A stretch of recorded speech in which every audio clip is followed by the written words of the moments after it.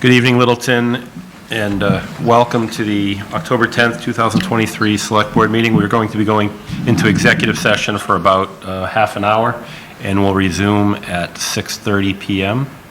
So with that said, let's have a motion, please.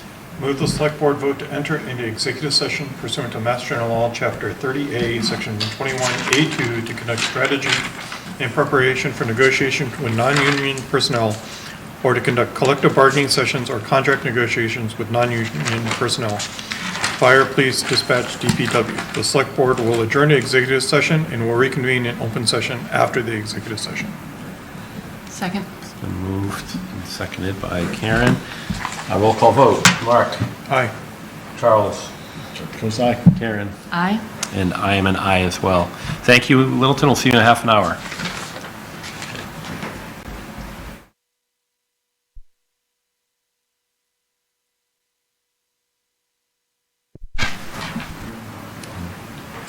Good evening, Littleton. We're back from executive session a little bit later than we expected. I apologize to those that are waiting on the agenda.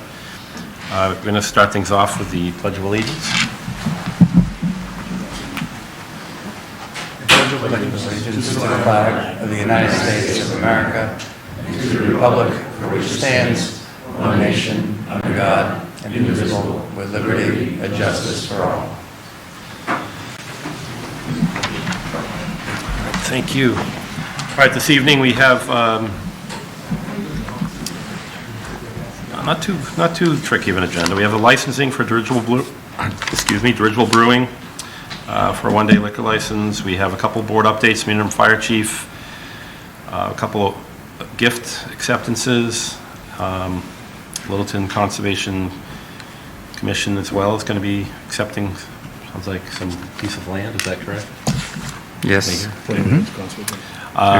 We have a hearing, Farm 359, 7:05 common convenience alcohol application, 6 o'clock, then 7:20 we have public input and member updates, and we get into some of our town administrator updates and some of the different things going on in Littleton, a few requests, and then we'll get through our minutes and then we'll adjourn. So hopefully we get caught back up a little bit on this.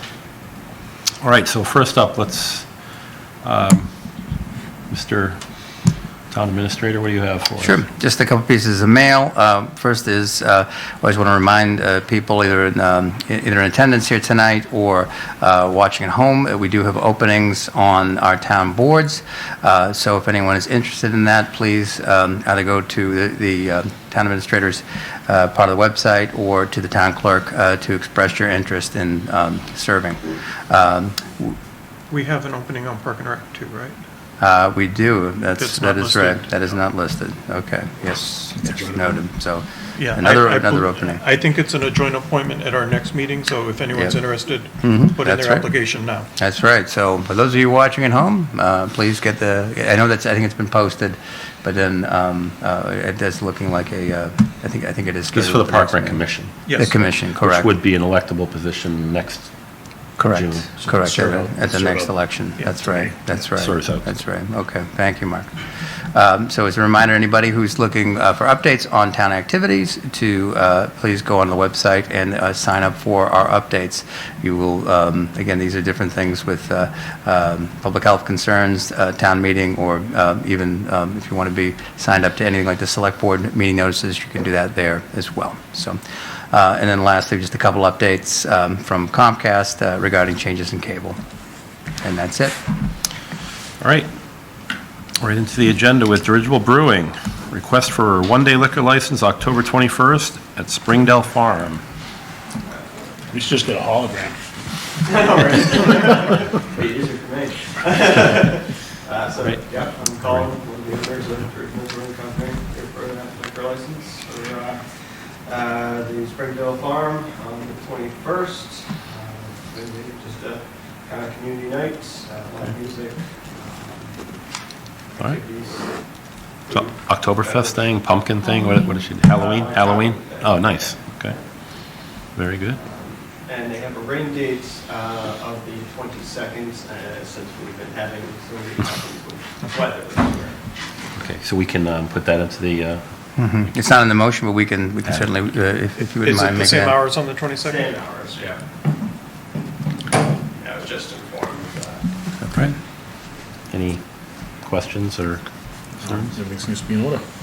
Let's knock it out. Move the select board vote pursuant to Mass General Law, Chapter 138, Section 14, to issue a special license, also known as a one-day liquor license, to Colin Knirk and Christopher Loring of Durgill Brewing Company LLC for wine and malt beverages to be served during an event at Springdale Farm, 571 Great Road on October 21st, 2023, rain date October 22nd, 2023, between the hours of 4 p.m. and 7 p.m. Second. Moved by Mark, seconded by Chuck. But before I go around, did this already get discussed with police and fire? Yeah, I think it's, was clear in these are the there, packets. Yeah. Okay. All those in favor, please say aye. Aye. It's unanimous. Thank you. Thank you. Should be fun. We're going to ask if you could sign, this does not have the reference to the 22nd, but I think just for expediency's sake, if you wouldn't Sure. mind signing tonight. All right, gonna move right along. Department board updates. Interim fire chief. We have some new department members. Yes. This is Thank you, exciting. Mr. Chairman, members of the board. It's a pleasure to be here this evening, and I'm happy to announce that I'm introducing some new hires from the fire department. We have fulfilled all our open slots at this point. I don't like to talk about that too much. I don't want to jinx myself. But I'd like to, we'll start real quick first. I'd like to introduce Michael Rinn. Mike, come on up here. Mike's my new executive assistant. Mike's got a varied background. We had a pretty arduous hiring process. We had over 40 applicants for the position. And between the HR director and the assistant town treasurer, we did some Zoom interviews with candidates. And then from that, we brought people in and did sort of our homemade assessment center. And Mike was the lucky winner. So without further ado, here's Michael Rinn. Mike, go ahead and tell the board about yourself, please. Good evening. Michael Rinn, as previously mentioned. From Leominster, Mass. originally. The family and I live in Westford. Been there for over 15 years. My employment prior to Chief hiring me was dispatch for Westford. So public safety smattering as in addition to the admin and other things I've done in my life. What else? I'm an Aquarius. Moons are retrograde. That's why I hired him, his sense of humor. There you go. And some of you I've met, some of you I haven't, but thank you for having me, and it's a pleasure to be a member of working for the town of Littleton, so thank you very much. Thank you. Thank you. Any questions? Or? You want to question him, or you want to do them all at the end with Gavin? No, With them all. No, I met Mike like you, so thank you and congratulations. Welcome aboard, Michael. Yes. Next up, Candace Peltier. Candace is one of our new firefighter paramedics. Candace comes to us from Merrimack Fire. Okay. Good evening. Hi. I'm from Merrimack, Mass., which is why I was on Merrimack Fire. Looking for a bigger, little bit busier department, but not too busy, knock on wood. I'm a mom. I've been in fire and EMS for about a decade now, and I'm looking forward to serving the community. Awesome. Well, welcome. Any questions? Welcome. Welcome aboard. So how long have you been on? I got on July 24th. All right, so is it busier? It is busier. Okay, good. Keep our promises. All right. Thank you. Ryan.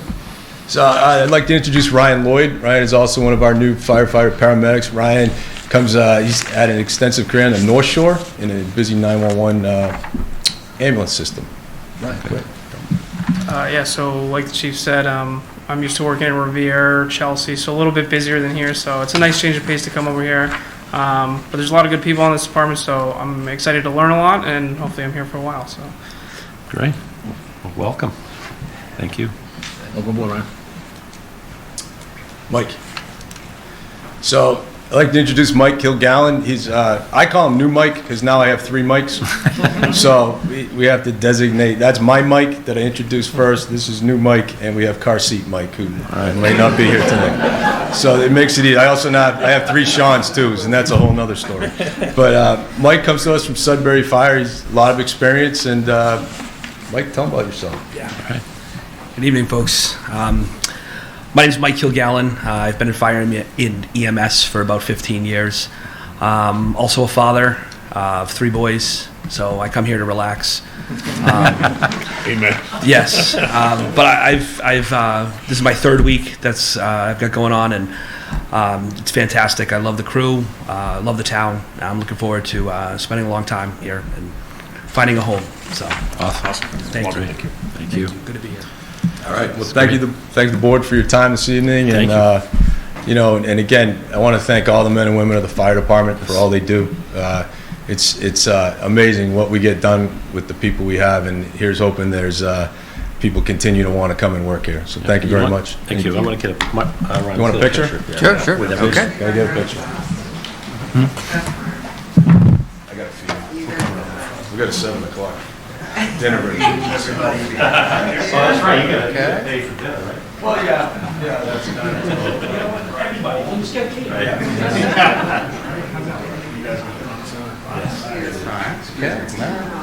All right. Okay. Well, I can't reach the mic. All right, everybody. 1, 2, 3. Okay, good. Thank you.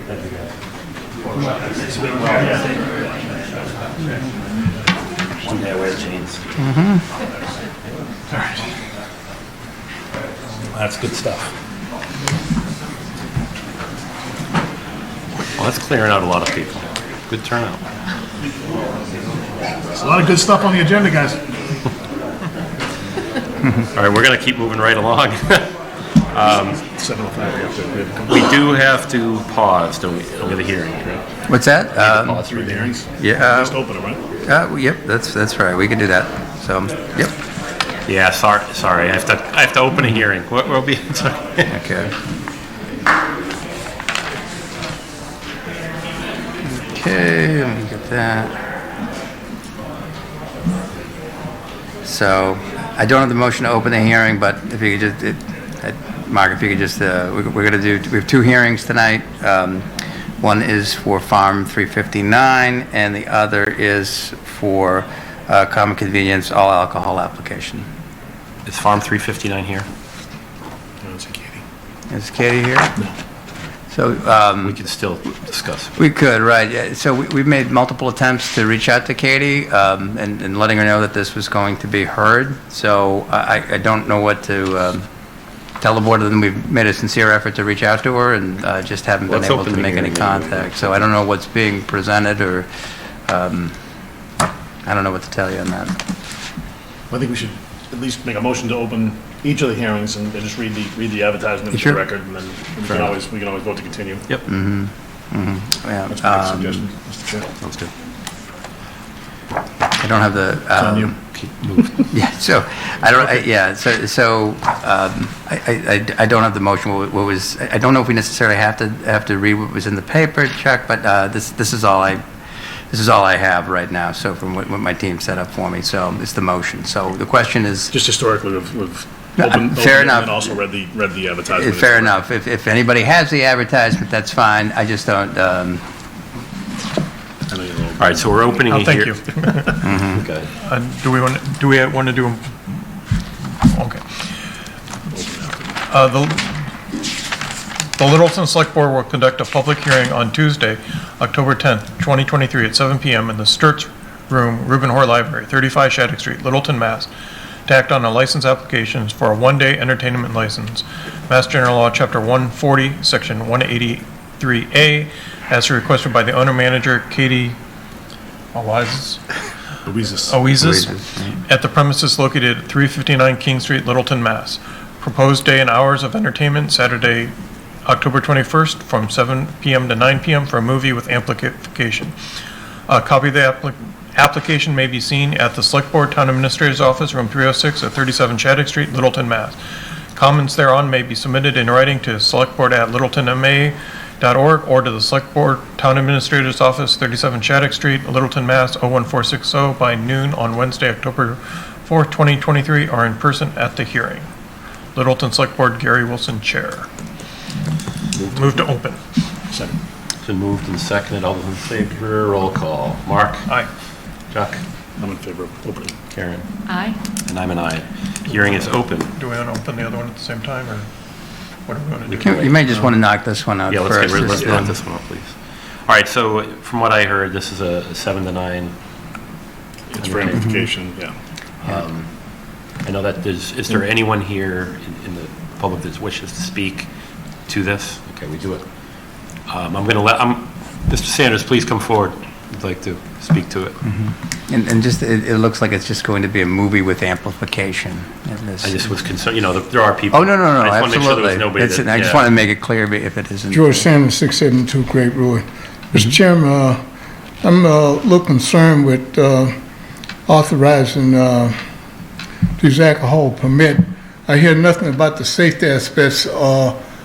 Any police at these events that's controlling traffic or anything of that nature? It's the main artery there, the 359. This was And I'm just No, this wondering. is just, this is the do you entertainment. just give, Yeah, this one wouldn't, they were not requesting an alcohol license for this. or is not requesting? Yeah, just entertainment, which is they're going to do a movie.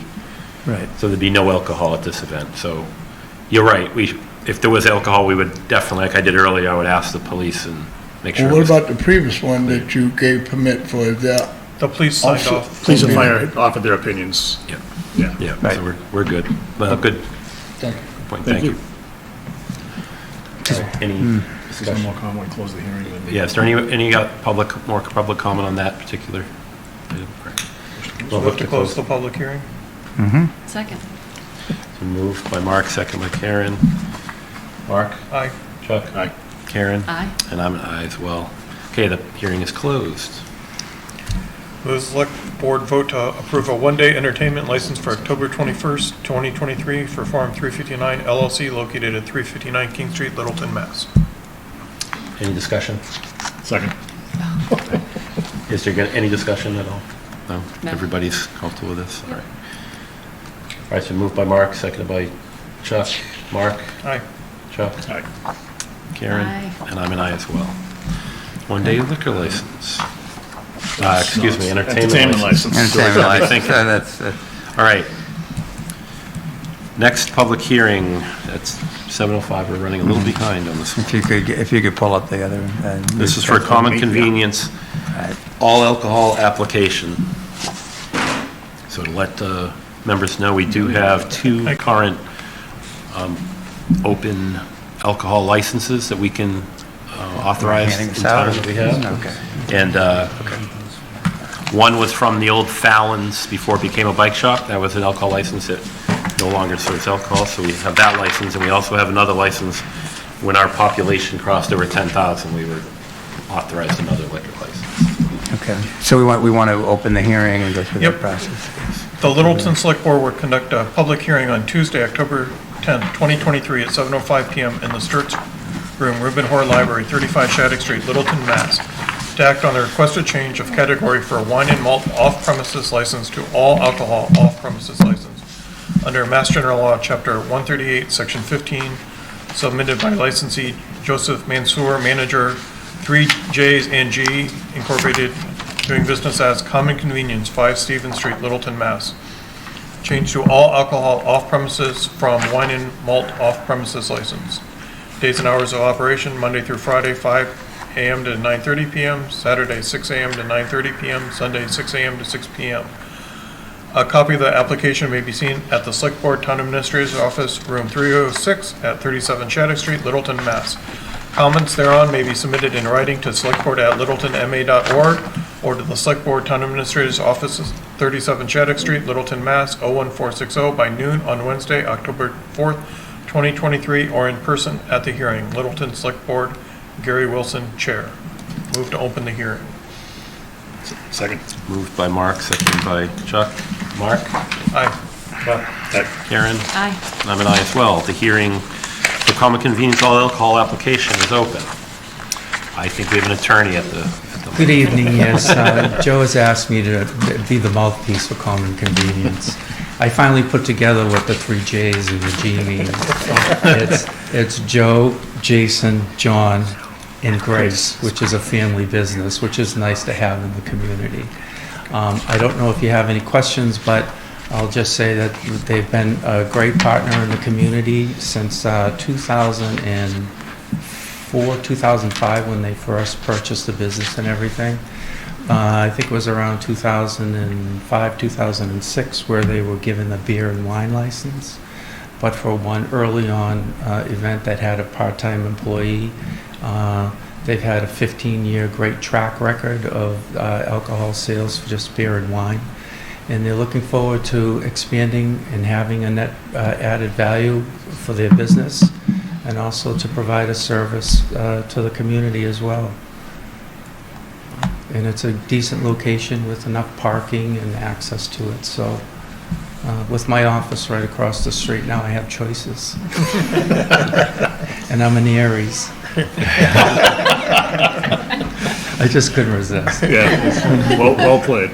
I do want to, I'd like to say one thing about the Littleton Fire Department. They've been at my house for 5 times over the years. It seems like every 5 years they show up.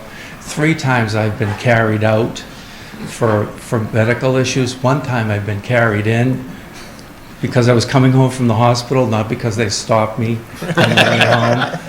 And then the 4th time they were there for my daughter, who got indirectly hit with lightning. And so they're very familiar with my house and the floor plan, which leads me into, I have a floor plan for you to look at. I thought you were going to say that all of those incidents were alcohol related. No, they weren't. I wish they were. But the floor plan is set up so that the alcohol will be on one side of the store. Everything will be under the lights, and if you look at where the cashiers, the register is, there will be a direct line down to see where all the alcohol is and who's going to be there. The glass will be covered so that the alcohol will not be exposed and shown out on the street or in the parking lot. And then the other bottom line is that there'll be a sign that says that if you're not of age, you're not to go down the aisle where the alcohol is, so that they will know that they're not welcome in that area, and that they have to go to the other areas of the store for whatever they can legally purchase. I mean, it's pretty well thought out. Joe and Grace have been, pretty good about trying to address any issues that you would have, and try to be very proactive about it. No, and I know Joe's been very receptive to us.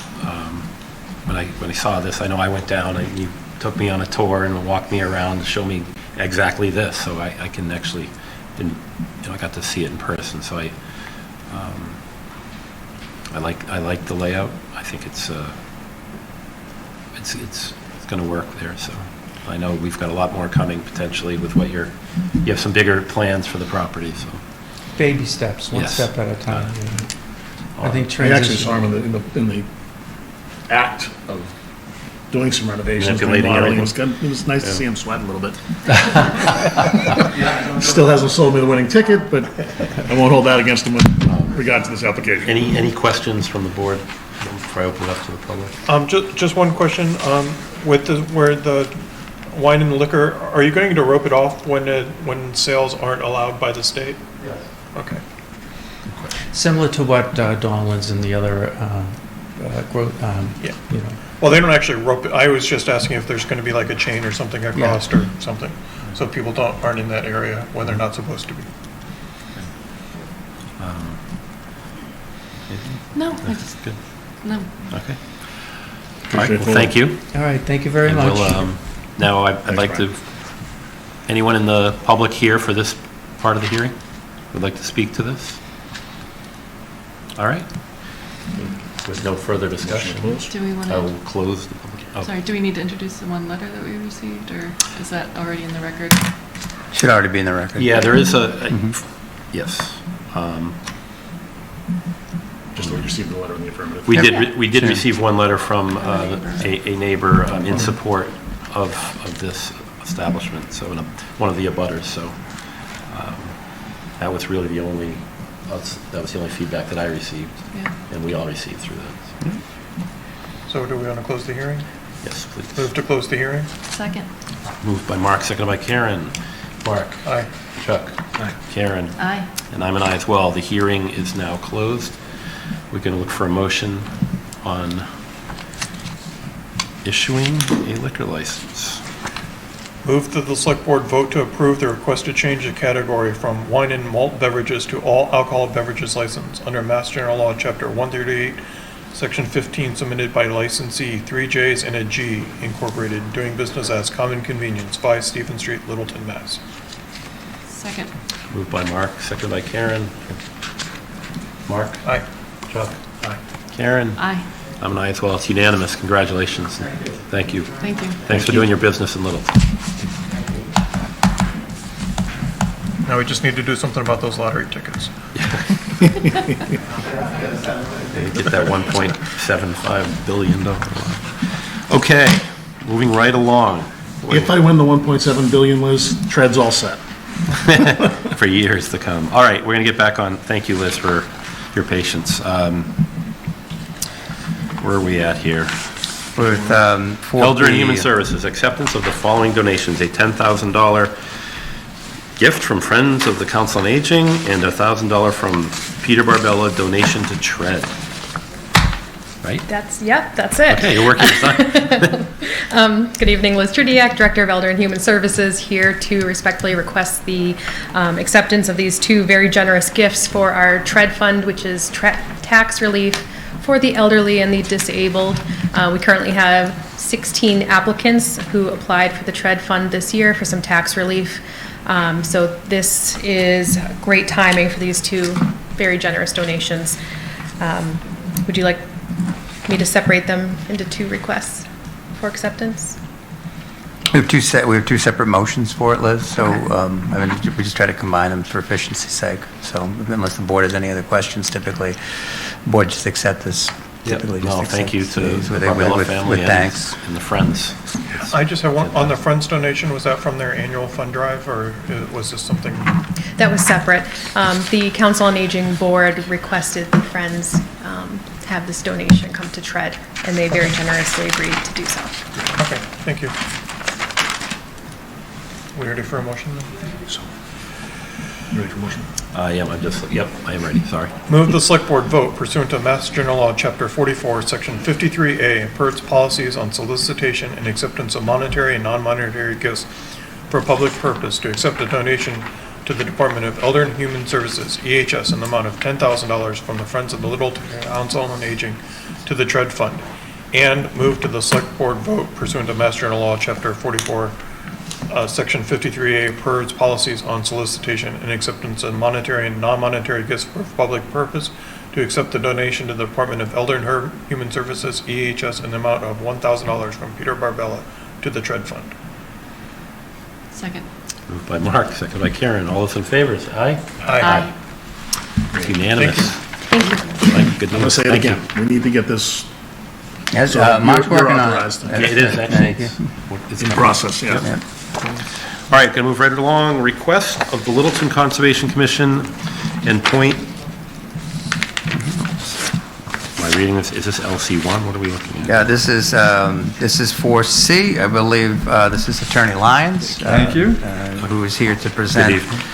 this conservation restriction. This is a request from the Conservation Commission. This has been, as I understand, Attorney Lyons will be able to fill us all in on this, but as I understand, this has been in the works for many years. So Correct. So we're restricting two separate lots parcels at the point. at the point. It's correct. actually sections of 4 different lots that are Okay. owned by 2 different entities that constitute the point. Okay. So one of them is, just for the record, it's Point LC1 LLC, and the other one is DSM MB2 LLC. One is basically owned by Sam Park, and the other one is owned by the Denoulis interests. So as part of the permitting for the point with natural heritage, there's some listed species on the property, and so they're required, as part of the permitting process, to put a conservation restriction on 20 acres. And basically, as you go in, Constitution Ave there on the right, on the left, there's a wetland that goes to the Westford line. This conservation restriction, these 2 conservation restrictions together protect all of that area. There's a total of 20 acres. It's like 12 in one and 8 in the other. The wording of the two is identical except for identifying the different owners and the specific areas that are protected that together match 20 acres. I have a, if it helps, I can show you the total area that will be covered. Great, thank you. I was just going to ask. I was just going to bring it up on my computer.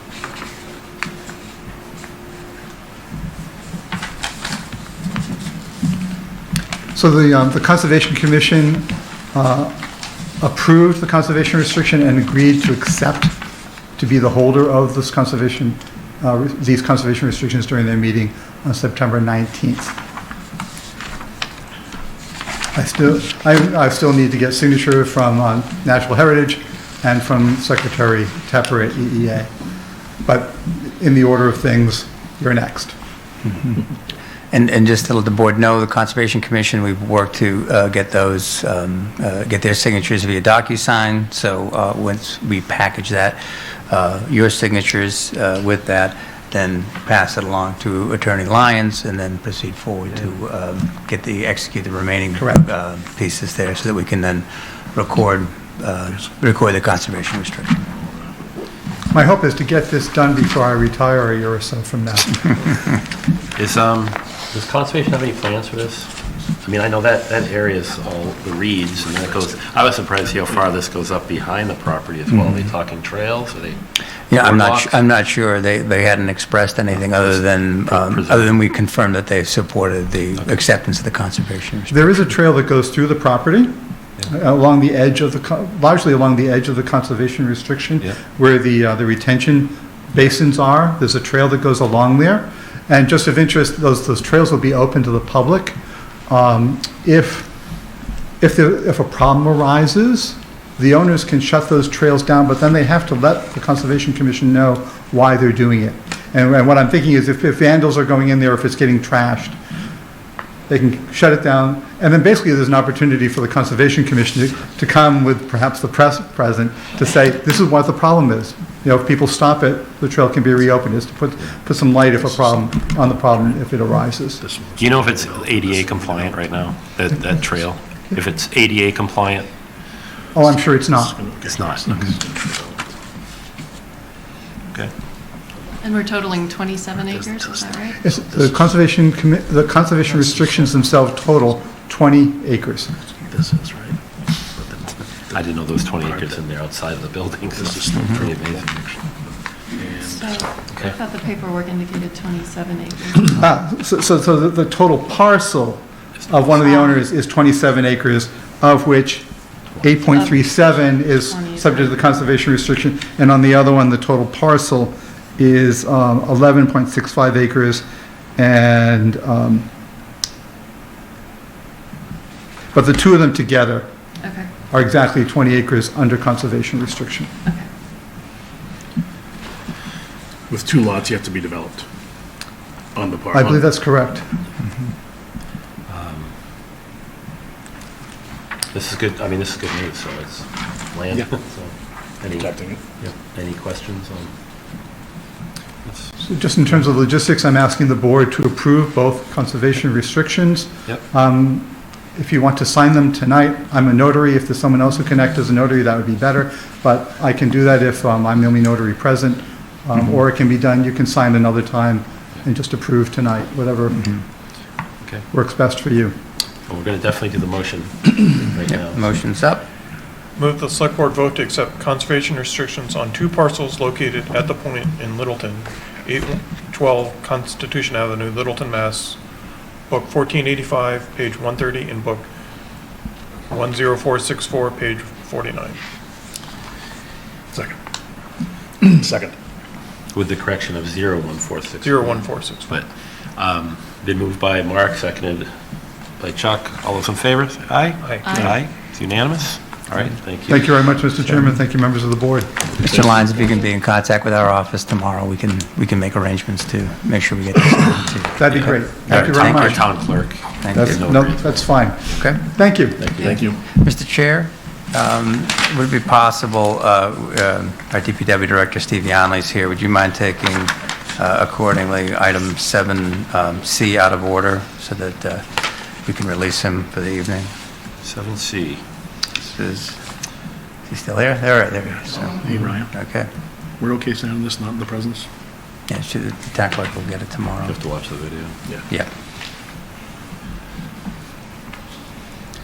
You just give me a minute, Steve, to get up. Which number are we going This on? would be 7C. This is... Town administrator to enter into yeah. agreement with Right. Ty and Bond to develop an asset management plan for the town of Littleton. Thank you. Steve, is there anything you want to present for this? Just give me Yeah, a I board can just overview speak of to what we're doing. Quickly, good evening. Stephen Alley, Director of Public Works. This is, if you remember back, Springtown meeting, this was approved at town meeting to move forward with this grant program through the Clean Water Trust for a $109,000 grant. There is also a cash match and in-kind services match from the town. This is kind of the final step in the financial package that gets submitted to the Clean Water Trust and DEP to make the funding available. And basically what this is just having the board authorize the town administrator to be the signatory for the project. Does anybody have any questions on the project, first of all? No. You guys good with this? I mean, I saw it in the packet already. Makes sense to me. Yeah. Trustee.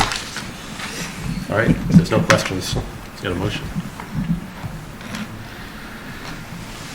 Move the select board vote to authorize the town administrator on behalf of the town of Littleton to file applications and execute agreements for the grant and/or loan assistance, as well as furnishing such information, data, and documents pertaining to the application for a grant and/or loans as may be required, and otherwise to act as the authorized representative of the applicant in connection with this application, and that the purposes of said loans, if awarded, shall be to fund construction activities, and that if said award is made to the town of Littleton, agrees to pay those costs which constitute the required town of Littleton share of the project cost. Second. Moved by Mark, seconded by Karen. All those in favor, say aye. Aye. All right, thank you. Steve. Thank you very much. Thanks for staying up. Just out of curiosity, is there a way to make those type of things blanketed by the town administrator being able to just have that authority without going to town meeting? I mean, I think this gets to the form of government, and that we typically the board wants. I need your authority to do these kinds of things. So All right, it just seems. I mean, it's a grant. no, yeah. No, I think in this instance too, because Ty and Bond, I think Steve's already left, but Ty and Bond also insisted that it was just a little more formal than what we typically do. So. And I think this is also, in terms of the policies, too, it was an amount over that would. I think it's 50,000. I think anything over 50,000 that the board needs to authorize as well. That's in your policies as well. So that's another reason we had to do it this way. Right. So, but I'm not even sure it's that high. Just looking for ways to be more efficient. Yeah, no, that's fine. Well, that's. I know Mark's looking at a lot of the policies, so it's something else to look at. So. Okay, I think that brings us back to public input. All right, we are going to open it up to public input. You want to go first, or are we going to do what you want to do? Let's do member input first, because it might answer questions for people that are here for public input. That's fine. What do we have, Mark? I have a whole list of things. Diane Dickerson and I met last week to talk about policies. I hope to have the gift policy updated hopefully for our next meeting. I attended a MMA talk on effective communication. They talked about different ways of getting information out, and basically said you can't rely on any one form. You need to use newspapers and newsletters and Facebook and everything like that. I attended the Oktoberfest, which was very well attended. I talked to Tim the other day, and he said there were approximately 2,000 people they think attended. It was a great time. I did not participate in the cake tossing, but the people that did looked like they had fun. I was at the COA lunch last week at the fire safety the safety organizations put on, which had about 100 people so thank you to everyone that attended that, and the police and fire for cooking. I was at the LCTV open house, which had about 20 attendees. It was actually very interesting walking around and learning what all they had. I attended the regional transit meeting, and Gary LaCroix was there as well, where they were talking about expanding MART and other activities, got into the greenways and things as well. I went to the legislative breakfast last Friday. They talked about there's potential for more Chapter 90 money coming in the supplemental bond bill. They're looking at expanding MSBA to potentially include more buildings like town halls and police stations and so on and so forth. And they're also looking at adding more green initiatives to the MSBA grants. They also talked about the MBTA communities. A lot of towns are going through the issue with trying to figure out where to put their required housing, and the legislators seem to realize that the law as currently written doesn't necessarily cover what they were hoping to cover. Some communities that they were hoping would be MBTA communities are not, and some that are shouldn't be, like Ashburnham is an MBTA community, but Gardner is not. Sterling is one, but Clinton is not. So the communities that could potentially support or more of the multifamily aren't necessarily in there. Are they still holding us to the timeline though? Are they talking about they're looking at a lot of things. I was lobbying. I mentioned that we've zoned for 1,000 units basically outside of the area, and they're well aware of that and think what their actual recommendation is for our communities that are meeting the spirit to zone places that they don't want to build. Right. They're actually encouraging you to zone places that will never be developed. On other good news, the library, MBLC, we got the $5.8 million grant when we built the building. Well, we built it during COVID and during the inflation, so MBLC came back and adjusted the grant amount. Something should be coming out here in the next month-ish, and we're going to get approximately another $680,000 on the grant, and the lead grant should be going forward, which is, I forget the exact amount, I think it's between 130 and 180,000, so that should be coming in as well. Finally, as the fire chief mentioned, one of the things that's going on is last month was Child Car Seat Safety Month, and Car Seat Mike over at the fire station is doing car seat installs, checking them. There's car seats available. You can go to email them at carseats@littletonfire.org, and they'll check and make sure you have your seats installed correctly. If you're a secondary caregiver, grandparents and things, and you need a car seat for your car, they have them available, so check it out. Did you have anything else as far as our major projects discussions on sewer, King Street development, special town meeting, town admin, search committee, or Nagog Orchard stuff? Nothing to add there? King Street, okay. Good, all right, Chuck? I'm trying to figure out if I could add to that. I'll go through the regulars. Mark touched on a couple of them. The Oktoberfest was a fantastic event. It was great that we enabled Park and Rec to have it at an alternative site, because Fay Park was definitely underwater on that Saturday.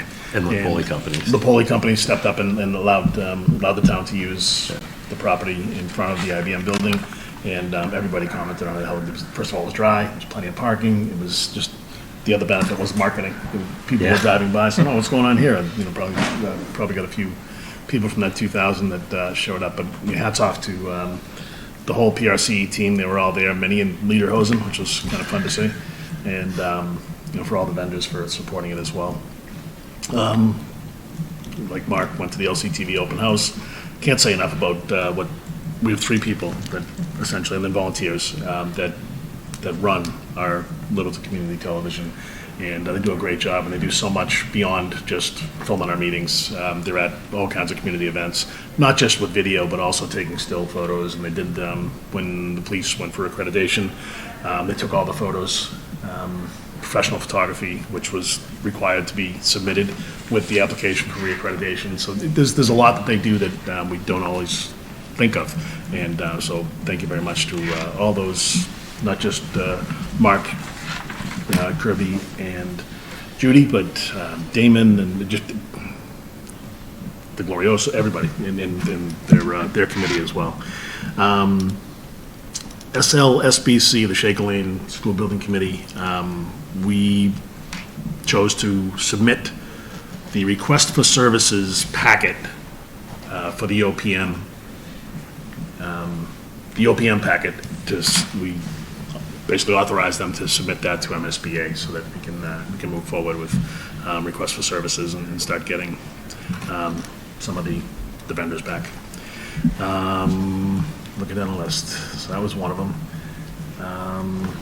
Had a meeting with, Ryan and I had a meeting with Lapoli Development just to kind of talk through where we're at, and probably going to have Lapoli companies come in and kind of give us an update on where things are at, and what their expectations are and that kind of thing. So that's it for me. Okay. Karen.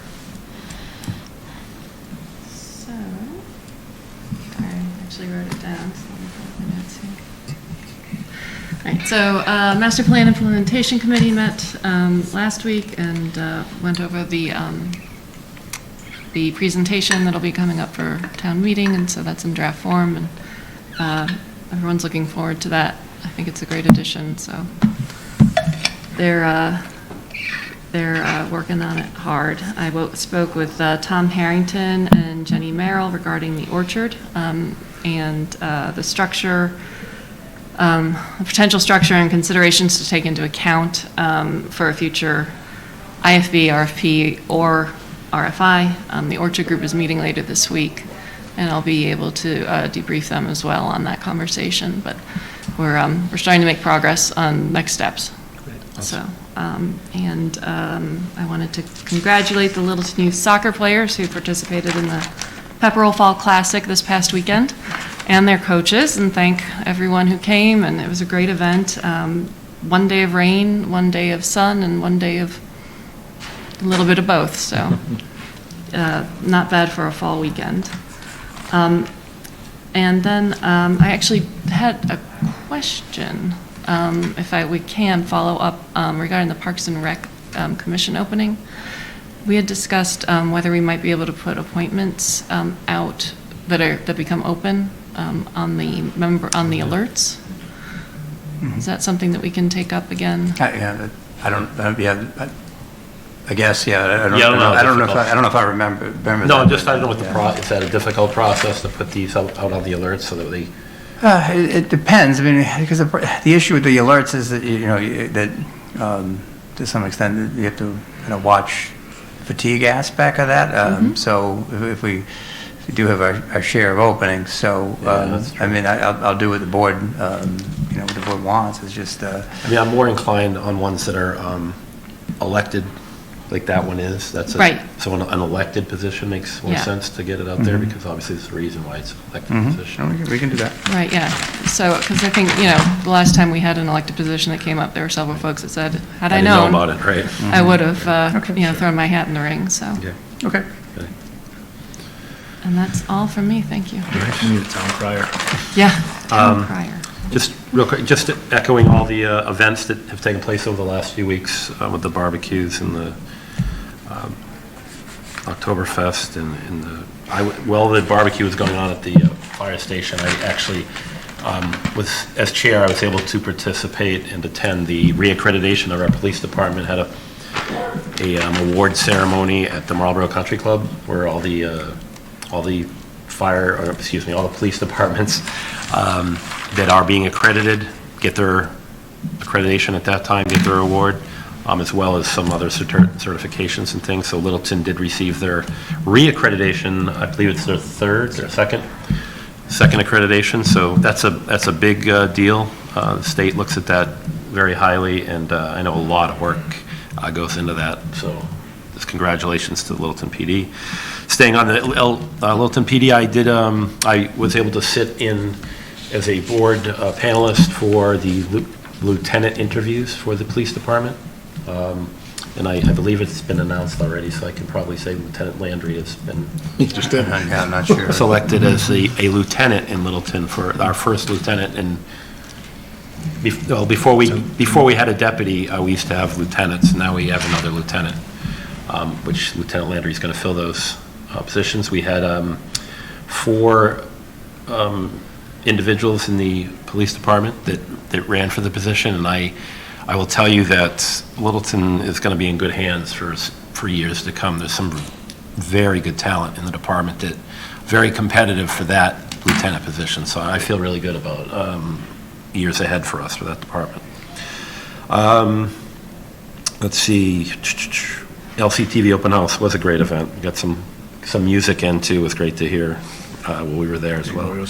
An impromptu interview. I think, did you have to do an interview, Mark? Anyone? No. I know I had to do an interview and Chuck had to do an interview. Very impromptu live, which they didn't have makeup, so it was kind of tough. There's a lot of glare. So that was a great event. Let's see, I know I'm probably forgetting some other things. We do have, Karen, I know you're going to be on the deputy fire. So we have announced and we've closed, and now we're in the interview phase of the deputy fire chief position, which is going to be paneled, and then we're going to have a assessment center as well for that after the interviews when we get down to 3 candidates. So that's something that's happening. So a lot going on in the fire department. Get them staffed up.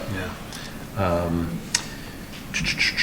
Where else are we at? Town administrator. I'll talk a little bit since Matthew isn't here. Town administrator search committee are doing interviews October 21st.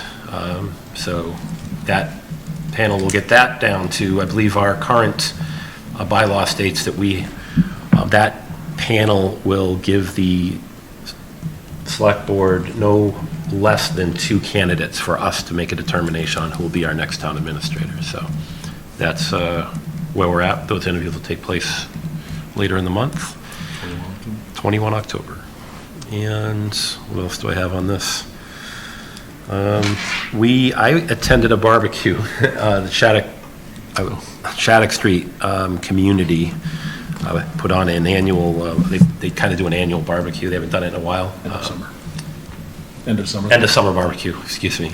And so it was good just to kind of sit with a lot of the Shattuck Street individuals and listen to, obviously, like most of the town, but their street in particular is kind of uprooted for an extended period of time, and we're about to hit them again with construction of a new senior center. So they're holding through, getting through it, but it was just good to sit down and listen to some of the, not issues, but just kind of in an atmosphere where we could just kind of hang out and talk with community members. So I think that I went a long way, and it gave us some things we didn't think about that we're going to bring back to LDWD and some other groups. Residents' perspective. Yeah.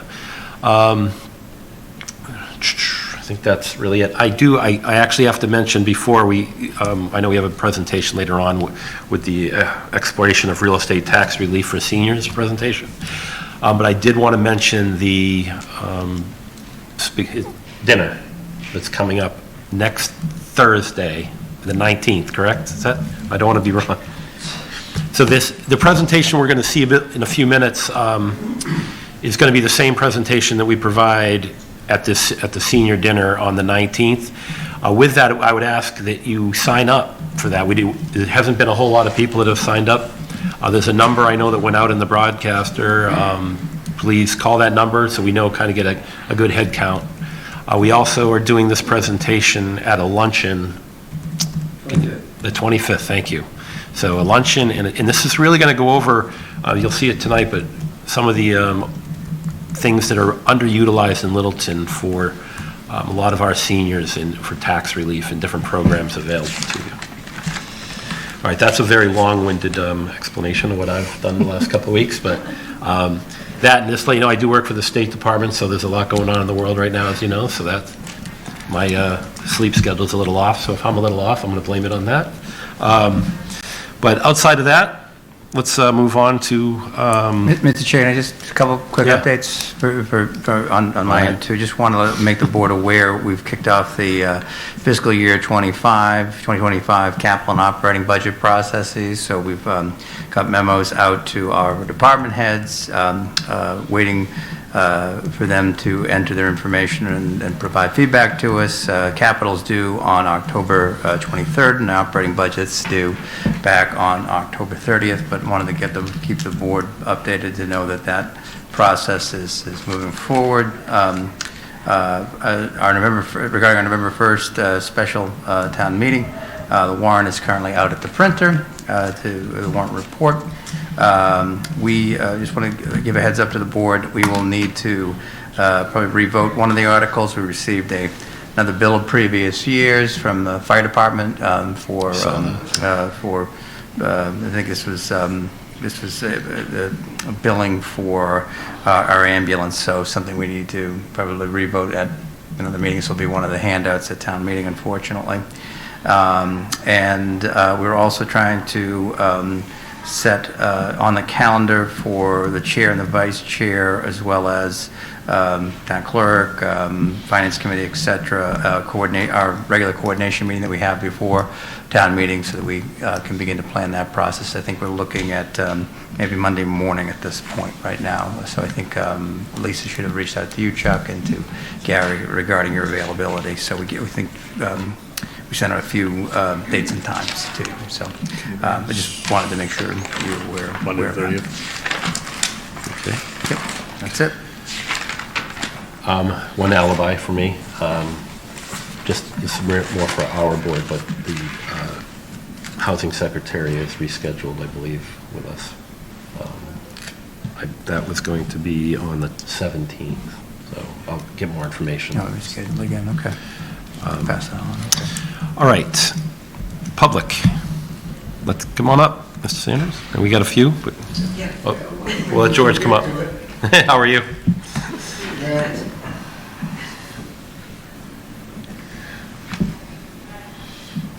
George Sanders, 672 Great Road. I'd like to get an update on the cost on the center, where we at, what's the cost on it? The center, is he referencing the senior center? Senior center. And where we at with regards to money to purchase this Webster property? That's Article 20 on the November 1 special town meeting. And with the month almost halfway here, we're supposed to get the warrant.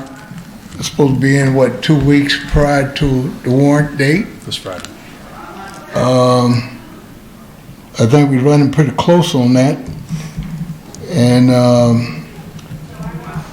I haven't heard anything on the warrant items here with regards to the Conservation Fund Act of the 1% that's supposed to be put on the warrant, and with regards to whether the town was going to be able to come up with the 1%.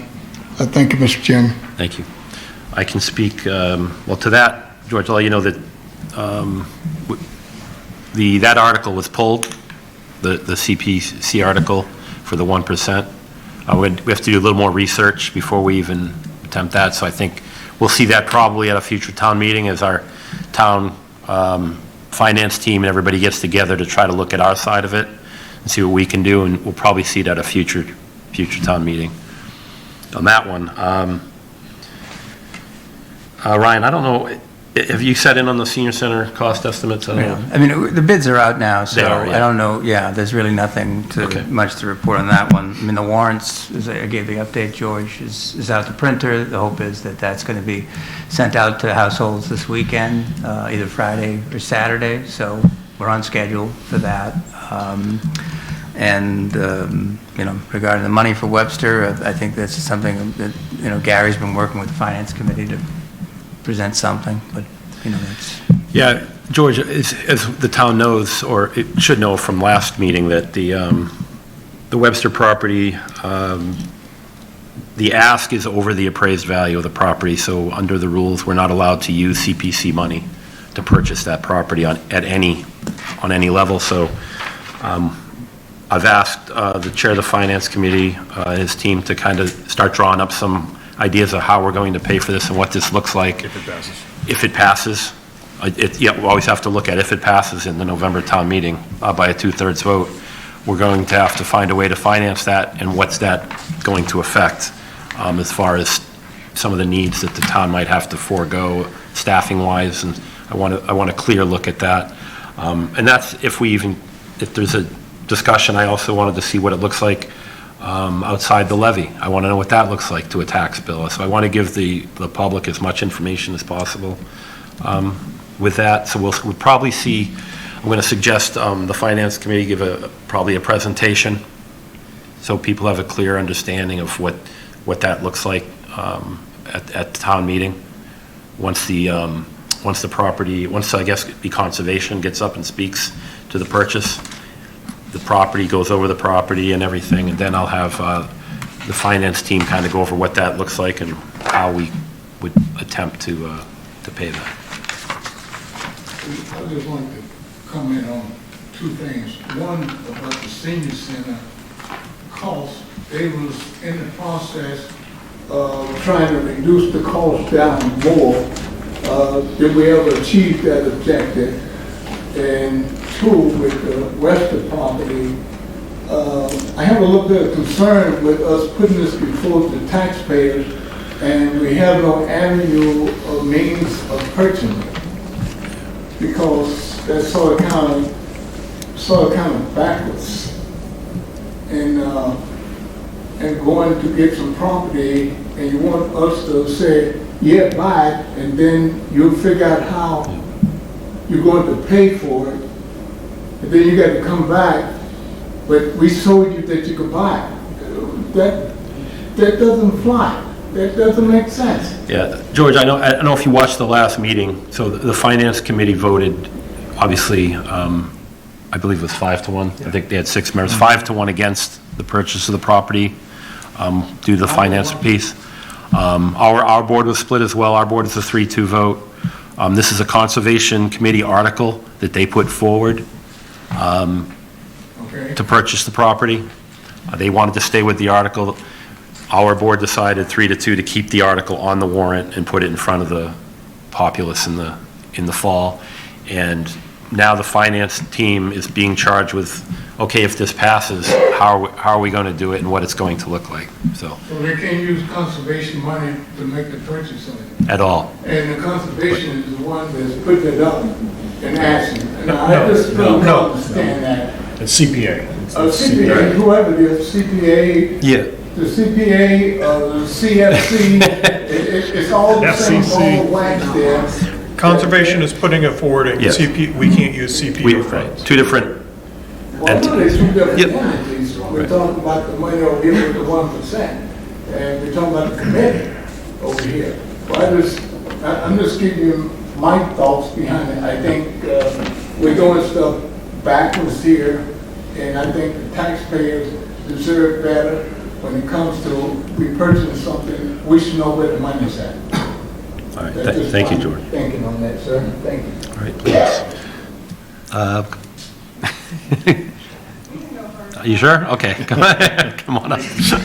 I know you guys have all been here all evening. Hi, I'm Jim Apostolakis, owner of the Neshoba Garage. I just need a clarification on the sewer project. I originally thought it was coming down King Street, and then I see it's going down Shattuck Street. And with all the people that are coming into this, these businesses are really gonna be impacted.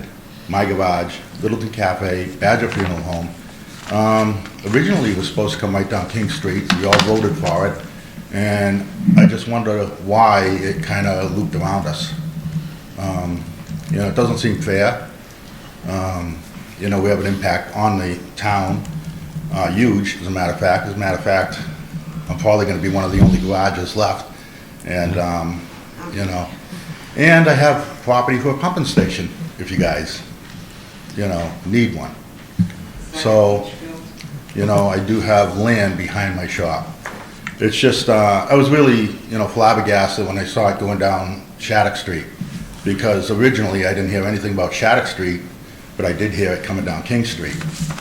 And I can't tie in because it's 4 feet from my property, so that kind of stinks too. So, you know, I was wondering, is there any plans to go down King Street and finish the project? I don't have an answer to that question. I I know. called the water department, and they said no. They have a, they're running a meeting concurrently with us right now over at Light and Water. Yeah, I'm just wondering because. Police The department. police I hear- department, excuse me. Yeah, I hear a lot of things happening, like, we're not gonna get it at all. So do I invest in a septic system? Badger's, same thing. Littleton Cafe is limited, you I know- know, what she can do. What I can tell you is the plan is to have the whole district sewered eventually, right? Yeah. That's the goal, and that's, I know this board's goal is to make sure that as many people that want to connect to sewer can connect to sewer. Yeah. Yeah, Did I please. just jump in, Yeah. because I've been, I just for haven't better or heard worse, nothing I've been about involved. it. He's been involved, right? The initial plan was built out on a much larger scale. Shattuck was always part of it. It was always our intention to try to pick up the housing authority, come down Shattuck, because our existing, we have a sewer system right now. It handles the fire department, the historical society, this property. Yeah. The Shattuck Street building, Yeah. this property, the 2 schools on Russell Street, and then it goes up to the high school. And so right next to the tennis courts is a pump house there, and then the leaching field is behind it. So we, through this whole process, we voted to expand the leaching field in order to build out Yeah. the sewer Yeah, I was just system. wondering, because I'm getting, you know. Yeah, I'm getting I mean, all, everything, you know, this, it's not gonna come down. Trying This to, is gonna be it. yeah, so to Gary's point, we can't give you an answer right now. Okay. I mean, I wouldn't be able to tell you, Jim, absolutely, you know, by 2026, it's Okay. absolutely gonna go down King Street, because when we laid this all out, we were looking at less than $30 million to do Yeah. a larger system. When we got numbers back, COVID, constricted, it just, prices inflated by Okay. double. So we had to do what we call a spine. So we did pare it down quite a bit and put in a spine, which goes to the Common, Yeah. goes to 550 King Street, and goes up towards Okay. Acton Toyota. That spine is, phase 2 is, we're looking to expand upon that. Okay. One of the things that is restricting us right now is where we discharge the effluent, which comes out of the wastewater, the treatment facility. Well, I do have land. Just to let you guys know, That's you worth know, the you can take it conversation. under That's absolutely worth the consideration. conversation. I mean, it is right in the center. Yeah. But I did hear you have a liquor license available. How about this? Horse trading? You know, I got plenty of people that need drinks after getting their cars fixed, so, you know. Registration of the appreciate it, beer. The police department might have an issue with that, but If you guys hear anything, you know, you can stop by just to let Absolutely. me know, because, you know, I'm like left in the dark. Do I go for a septic system? Yeah. Badgers goes for a septic system, you know. I want Andrea, I want her place to be able to function like a cafe, which is great for the town. I mean, there's nothing better than going to, you know, a cafe where you can sit, have a cup of coffee and grill eggs. So, a liquor license would be pretty good, wouldn't it? So, I know it would. All right, your time here is done. I don't want to keep you guys any longer, but I appreciate, you know. Thank you, no, needed to we will, we know where you have some work. sort of idea. Thank you. Thank you. Thanks. Not really an answer, though. Not really an answer. Yeah, I will commit, Jimmy, I'll give you updates as I get them. Yeah, you know, when you get, you know, that'd be great, because right now I'm kind of left in the dark. Yeah. You know, and I know with all the people this town is getting, especially across the street from me and up here, that we're gonna be impacted more, the cafe, the garage, and also the funeral home, more people. And it was for business. Well, I will tell you, Sold to us. I will tell you, You've got a relationship if you with didn't get a letter, you're not on this initial phase. Yeah. Right. You're not on the initial phase to be connected to the sewer. If you didn't get a letter saying so and asking you for your Yeah. payment. But if you guys hear anything, I'd appreciate it. Yeah. Or if they need a piece of property for a leaching field. There you go. Right here. Thank you. Thank you. They'll pay for the rest of your life and residuals of that. You go get them, girlfriend. Miss Very aggressive. Yeah, it was like this. Good sound. Good evening, how are you? Good evening, good, thank you. Is MBTA community still on the warrant? Name and record. Thank you, Can I sorry. get your name and address? I'm sorry, Kim Mayo, 148 Harwood. Thank you. Am I allowed to ask a question? Is MBTA community still on the warrant? It's a Yes. planning board article. Yes, it is, it's a planning board So article. I guess I need to proceed with my Okay. talk, and I'll be brief tonight, thank you. So it sounds like planning board is bringing the controversial MBTA communities, which is Article 19, to town meeting November 1st. It can be voted no. The MBTA zoning deadline must be in place by the end of 2024. So why the rush? Why is this all about one landowner? It feels like they're leveraging their insider privilege to be the chosen one for this zoning district to try to get a zone change to cram in 150 high-density apartment units on Foster Street. Shouldn't all landowners have equal opportunity to potentially develop their land? This has not happened. The planning board should present clear timelines and poll citizens as well, like Concord is doing. On the July 20th planning board meeting, 75% of citizens who spoke wanted a parcel on Taylor, not 245 Foster, to be submitted to the state as our zoning district. This has infrastructure on it. It would minimize negative impacts for wildlife and traffic safety. This was also consistent with feedback during public workshops. We were ignored. At September 14th planning meeting, Vice Chair Anna Houston, speaking with the landowner's attorney, revealed, "Something is going on here. Something doesn't feel right. I don't like it." Their attorney made little sense to me either. Ms. Houston seems to be the only one not submissive to this chair on this board, which is not a good thing.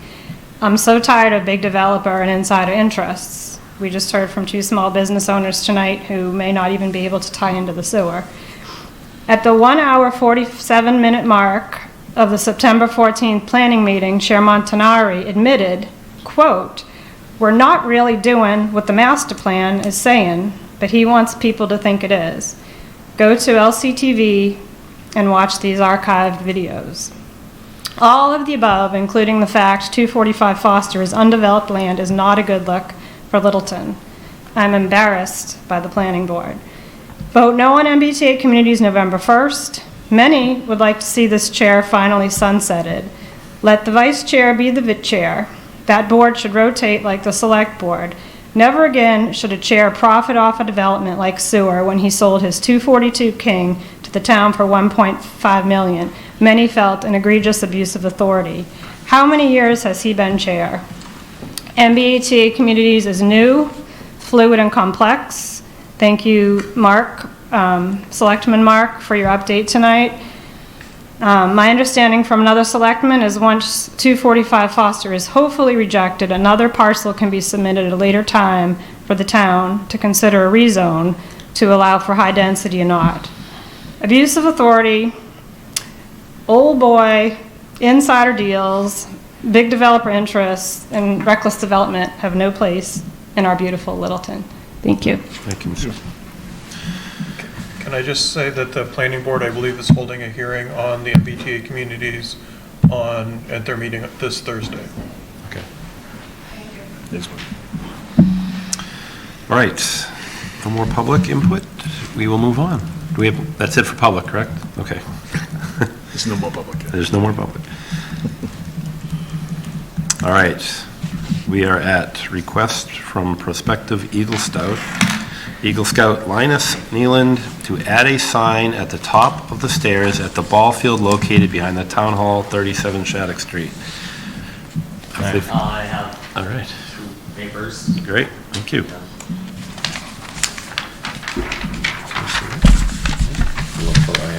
Linus, your name and address. Oh, Linus Nealand, 1 Matthew Drive. Right. So I'd like to put a sign at the top of the stairs at the baseball field, kind of over that way. This will make it easier for people to navigate the Two Brothers Trail, which is a trail that runs from White Street all the way over to Long Lake. Yeah, the trail has very little signage to begin with that makes it easy to navigate. Along with, there aren't really all that many good maps of the trail. This map here I made myself. Yeah, this is actually the perspective sign that I'd like to add to this very part of the trail, demonstrating how to get from this location towards White Street and also from this location towards Long Lake. There'll be multiple other signs, but I only need permission from the select board for this one. What's the sign look like, just out of curiosity? It'll be that. It'll be Oh, so this right here is what? Yeah. Oh, okay. Yeah. Okay. Yeah. I've also not contacted DigSafe yet. I don't know when I should or who should, because it's town land. We can help you with that. All right, sounds good. Yeah, I've got a question. Open it up. So Yeah. with us helping you, is there, I mean, probably the previous 20 Eagle Scout projects that have come through Littleton, one of the Clydes has been involved, and Jim was, a staple at the highway. So oftentimes, like the dig safe type questions, things like that were handled by Jim. So I would just say, whether it's through the town administrator's office or through Mr. Yonley, Steve Yonley, who's the director of highway. Sounds good. That'll definitely, Right. they'll be able to help you navigate Sounds good. that part of it, yeah. And you can always reach out to any one of us, and we can help you. Makes sense. Direct you as well, yeah. This is good.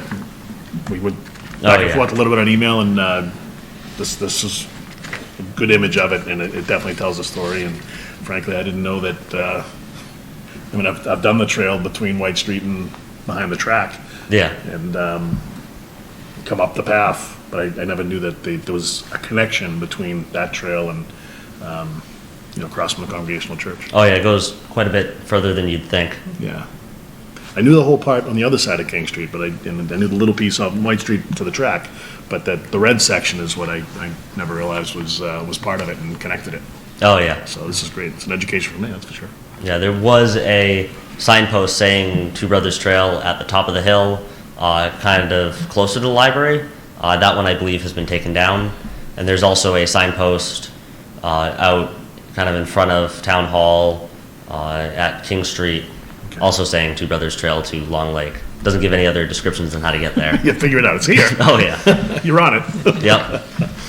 That's great, Linus. I think this is awesome. Sounds good. Like you said, I don't know you, but I'm feeling old seeing him at the podium right now. Karen, do you have anything? No, I think this is great. Yeah. Yeah, thank you for taking it on. So, all right. It's a good project. So there's definitely some community benefit. That's exactly what you're. Oh yeah. We'll get a motion for you and make Move this the happen. select board vote to grant permission to Eagle Scout candidate Linus Nealand to add a signpost at the top of the stairs at the baseball field behind Town Hall. Second? Moved by Mark, second by Karen. All those in favor, say aye. Aye. Aye. All right. It's unanimous. Awesome. Thank you very much. Thank Have a you. nice night. Get to work. Thank See you. you, Tom. Thanks for staying out. All right. All right, we're going to have an update from Anita Harding on the exploration of real estate tax relief for seniors, a presentation, the one that I had mentioned earlier, that's going to be shown 2 more times. You can also see it on LCTV, but this evening we're going to have the presentation by Rich Christiani from that committee. I'm not going to say again, but But you probably murdered already. Chuck and I are on that committee as well. So please go ahead. This is more of an educational presentation. We want to get it out there as much as possible. Thank you very much. Good Actually, evening. before you jump in, I'm just going to shout out to you and to Yeah. everybody on the board. I mean, Peter Barbella, Anita, yourself, and you've taken this on and done the presentation, and it's very much appreciated. It's Happy to help. My name is Richard Cristiano. I'm 42 Powers Road in Littleton, and I was drafted tonight. I don't know if you're aware, but Anita is in the hospital. Yes. She's having some, I think, gallbladder issues. So she's called me several times from her hospital bed. So she's doing okay. You don't want to put her on speaker? So we could have done that. So I was drafted tonight. We wish her well. She's She's watching. watching. Yes. Yeah. Well, I'll have to get in touch with her and give her an update. So tonight, I think this is a distilled version of what we'll be showing at the lunch and the dinner coming up in a couple of weeks. And just an aside, because I joined the committee a few months ago, I think it's a terrific opportunity for people in the town who can benefit from these opportunities. So tonight, what I'd like to do is go through quickly this version that we put together for this meeting tonight, and bear in mind that there's a more extensive version that we'll present at the lunch and the dinner. And I think someone from the assessor's office will be at both of those functions, so they can answer some of the questions. So, okay, so there were 7 categories. So the big one, in my opinion, we'll get to is number 4, which is, well, I'm sorry, not number 4, it's the deferral of taxes, number 3. And so we'll get to that. Let me just run through these quickly here. As I say, at the luncheon and the dinner, there'll be more extensive ones. And at the very end of this presentation, I think we have some telephone numbers that people can use at the assessor's office if they have specific questions they'd like to ask. Some of this, frankly, is beyond me, because there's so many different clauses and numbers and names, but I have to say I'm very impressed with what the town is doing to assist people in terms of financial means. So if we move this along. Oh, he's got, yep. Okay, so the first one, the senior exemption clause. So it reduces the local property tax liability if you're 65 and older by $500 to $1,000, and all of these pretty much you have to meet certain income and asset limits. They're reasonably generous, but obviously this is the whole goal of all of these exemptions, I think, is to assist people who may be struggling a little bit financially. So you can see the income limit here is $23,000 for single and $34,000 for married. Anita and the rest of the committee has done some research on this, and there's actually, we think, quite a few families or individuals in the town who could qualify for many of these tax opportunities. So, and the assets, can you just go back one more? And then the assets, $45,000 for a single and $56,000 if you're married. That has nothing to do with the equity value of the home. So that's what you might have in savings or IRA, etc.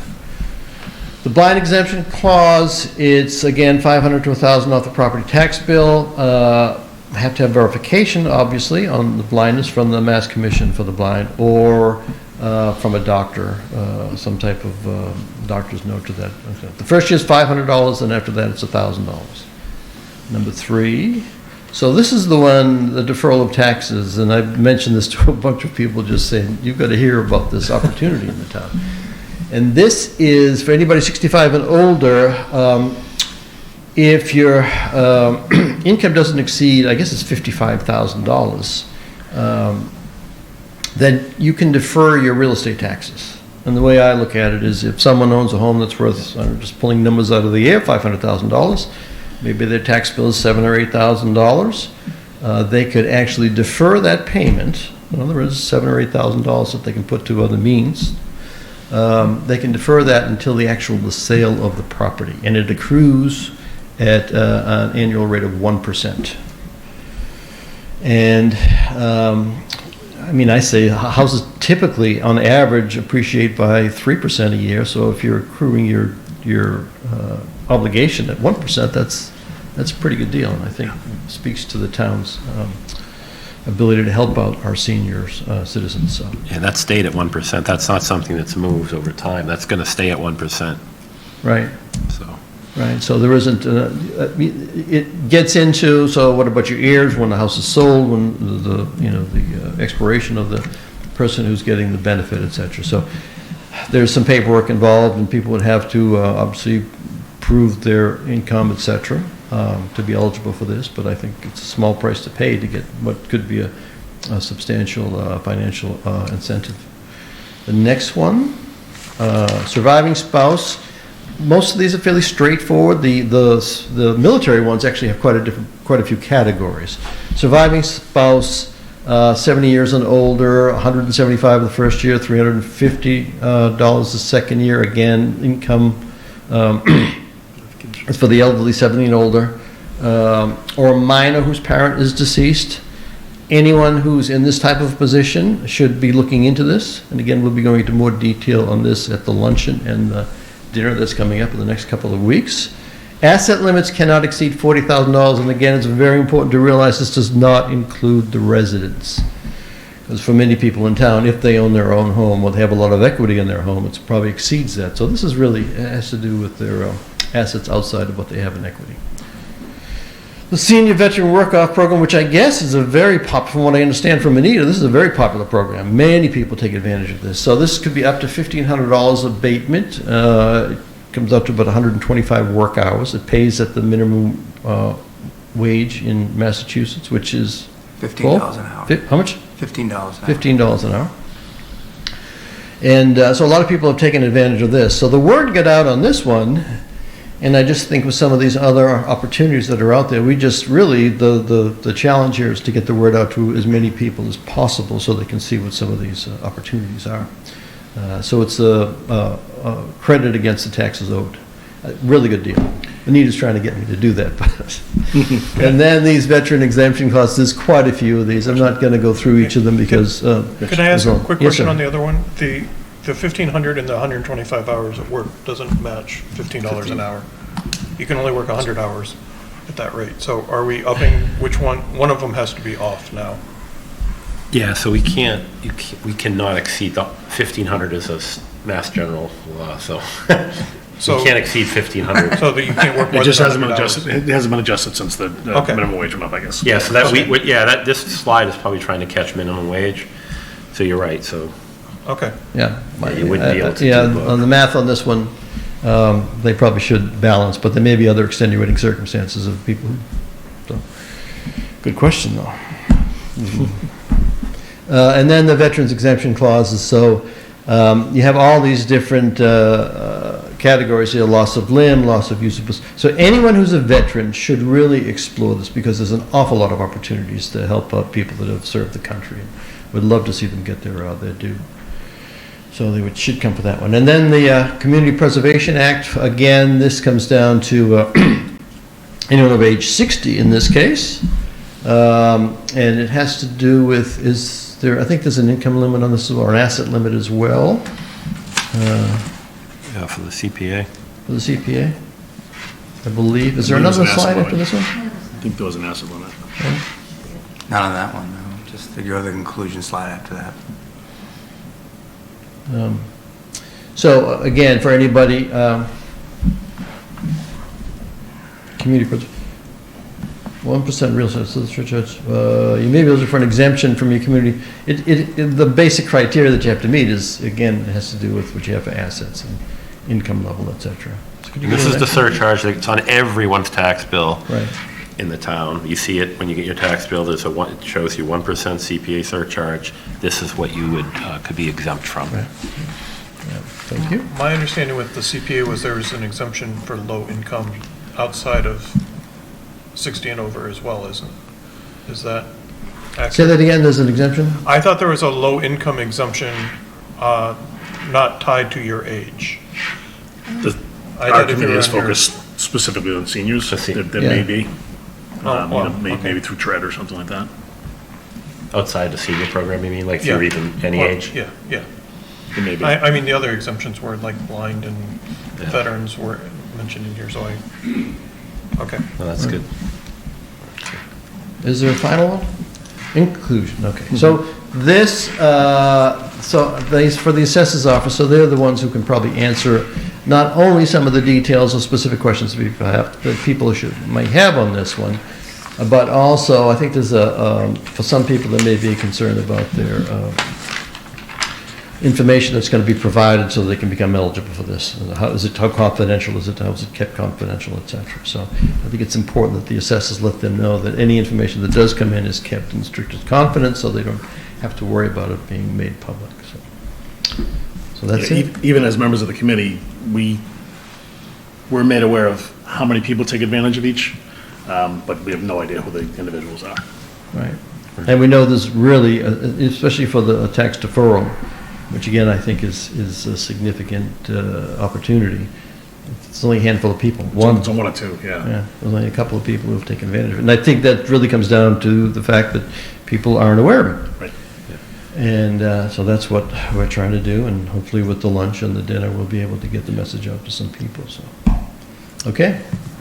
Thanks, No, Richard. good abbreviated. you. version. Tough to stand in on that one, so thank you, appreciate it. Will I actually had a question. Oh, sure. So will the presentation include some sort of instruction as to how to apply? So the extended version of Yeah. this actually has some of the rules, how you go, when you have to go, the dates, or the calendar dates that you have to go to, and also where you have to go, which is primarily the assessor's office. Yeah. And how we would go about applying. And actually, the assessors, and I think Steve Benuti's stepping up and helping with examples, just to simplify it even. They're gonna go over actually. Do the math kind of thing, like on a whiteboard. Nice. Yeah. Yeah, just to show with that 1% equals, you kind of gave it a crash course. Yeah, I think if people look at the value of the house and what their accrued taxes will be over time, that they realize that this is really a great opportunity for them. And you can turn it on or off, too. You have to apply for it every year. Right. So if you decide some years that you don't want to continue with it, you can. You hit Powerball or something. Right, you hit Powerball, right? So do we have an idea how many people are eligible for each of these? Yes. So that, and Yeah. it would be nice to see what the person, it would be nice to see what the eligibility list is, and then how many people are taking advantage of it now versus It's after tough we to make it. quantify that because we don't know what people have for assets. Yeah, okay. But it's, so we did pull a lot of this research that went into this was doing exactly that. Seeing who's qualified and what percentage of people that are eligible are using the programs, and that's how we were able to say one individual is using one of the most significant programs there. So we have a count, and we know, I have it in my folder for that meeting, and Nita probably has off the top of her head, but what the actual amount of seniors in town, what that equals, and then what percentage of them down knows exactly 900 or whatever, or 1,000 seniors are eligible for whatever program. And 5 of them are using, so It's really low. Yeah, it was something where we were shocked when we saw how few people are using these programs outside of the tax work-off. Because we see, that one that's pretty robust. And the town benefits immensely from it, so. Yeah, with the house prices skyrocketing, any opportunity to let seniors stay in their homes for an extended period of time, I think is just speaks to the town. And I think Nita did cobble together some numbers, and I think the opportunity, I think there's many hundreds, there's hundreds of people that could be eligible for this, we believe. It's just a question of getting the information out to them, so. There may be other reasons why they don't, but if they don't know about it, they can't really take advantage of it. So that's the first part of it. This is something we want to do initially, communicate, get the information out, Right. and then we'll work at further, pushing, whether it's meeting people where they are. We'll get into some more of that. This was, I think, our initial phase, for sure. Right. But there will be people in the room at each of those events that can help with some of those specific questions. Yep. And I haven't developed it fully yet, but we're gonna have like a postcard, so while people are listening to the presentation, Yep. I want more information on the 41A. Yeah. The one that Richard can't believe more people don't do. So- None of us can. So feed them, get them into a room, and then tell them about these great opportunities, and hopefully the numbers will increase. So. Yeah. So that was one of the reasons why we wanted this tonight, not only to get a little bit of it out there, but it was shortened version for us, so that we can share information with people and Get people to show up. Yeah. Okay, so if you'll let Anita know I didn't let her down, I'd appreciate it. You never do, you never do. Plug the 2 dates again, you have muffed up here. So they're the 19th and the 25th, and 19th is the luncheon. I think the 19th is the dinner, actually. No. 19th is the dinner, the 25th is the luncheon. I had a 50% chance. And you messed up. So the 19th is the dinner at 5 PM. Is that correct?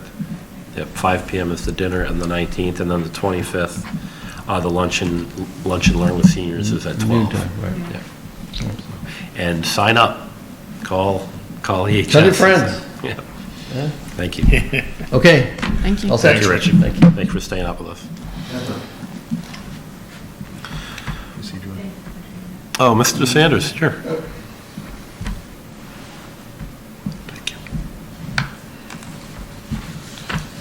Mr. Chairman, George Sanders, 672 Great Road. 672 Great Road.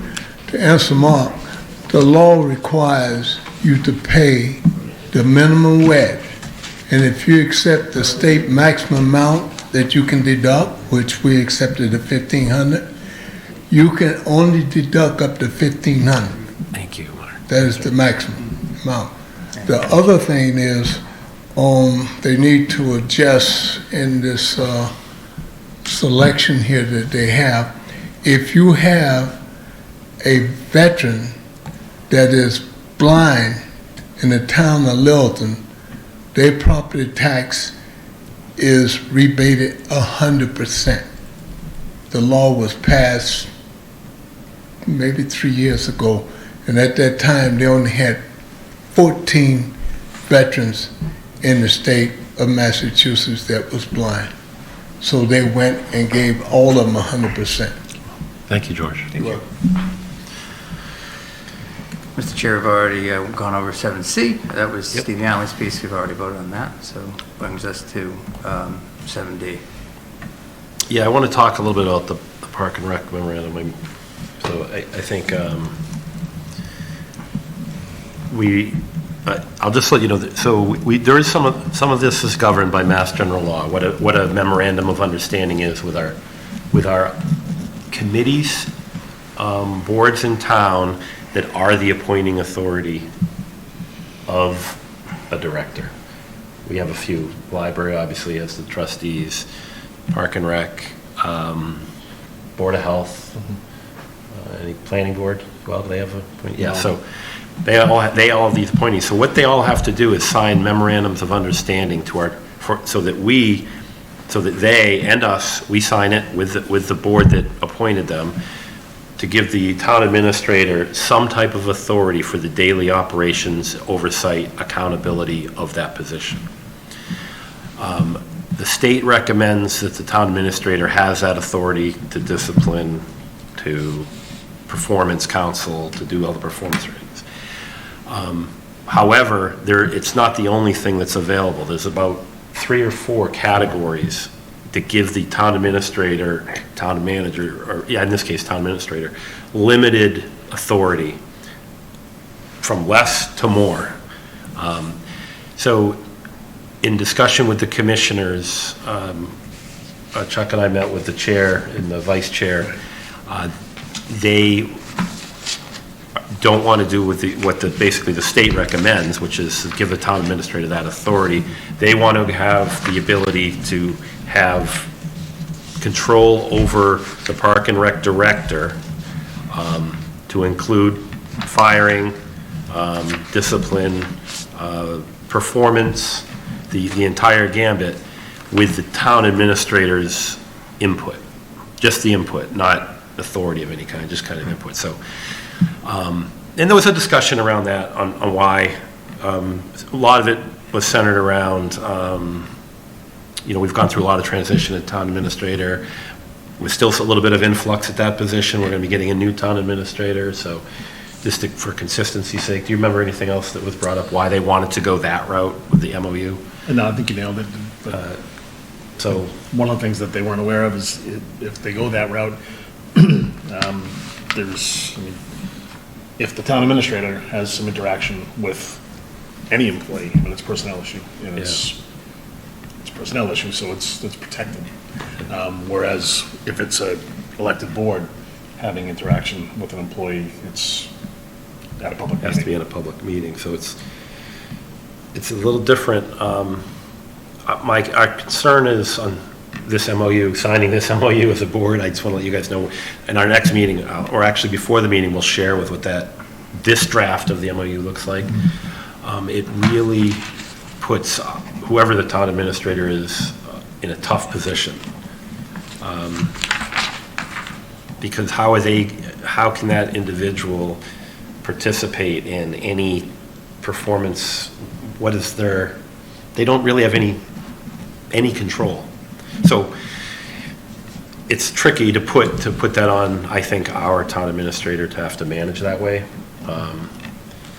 But at the same time, I know it's the most efficient, because when we have an issue, or not even issue, something good, but let's use an issue that happens somewhere, it always comes to the town administrator's office. Well, now it's like he's got to email it off to a board that meets once a month to be resolved, instead of being able to resolve it on the spot. And or that board has to hold an emergency meeting, so it's not a very efficient way to do business. We're still working.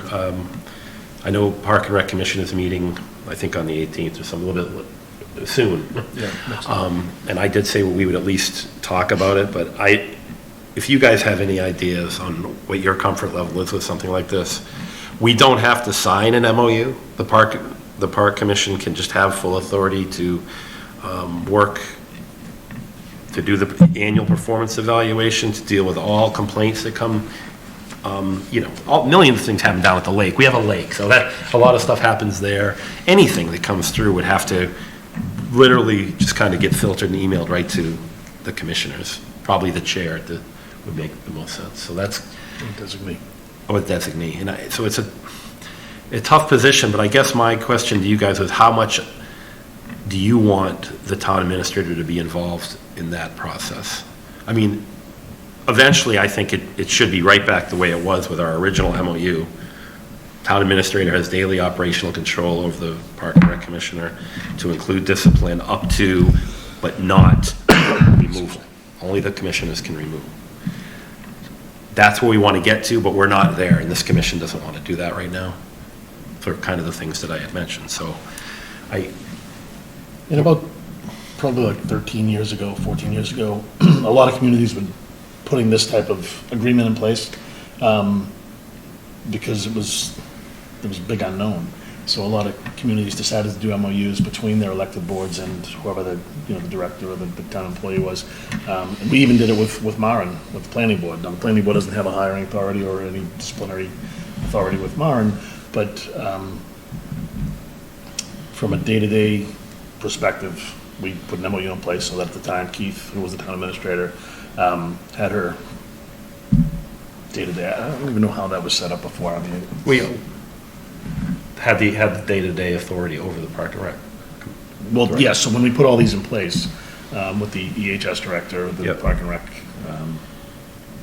director, it was to be more efficient, so that if at the time Kate Hodges, if she had any issues, she would go right to Keith. She didn't have to call up the chair of the commission and get an answer right away. And then, some of it came down to grants, and there was any number of things. Now, if there's some kind of ambiguity, it just puts the town administrator in a really tough spot. Well, I see it with like an issue. So if an employee, let's say that the director has a serious problem. Now, obviously, Ryan's not going to say, whoever the town administrator isn't going to say, no, I can't help you.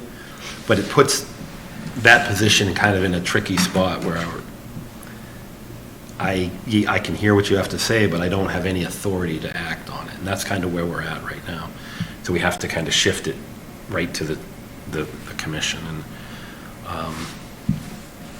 it's tough. I just don't know. I didn't want to make any decision individually or where we want to go with this. But while you guys know that we did go back and forth with the commission, we had a recommendation to continue the MOU that we've always had, which gave the town administrator the authority I mentioned.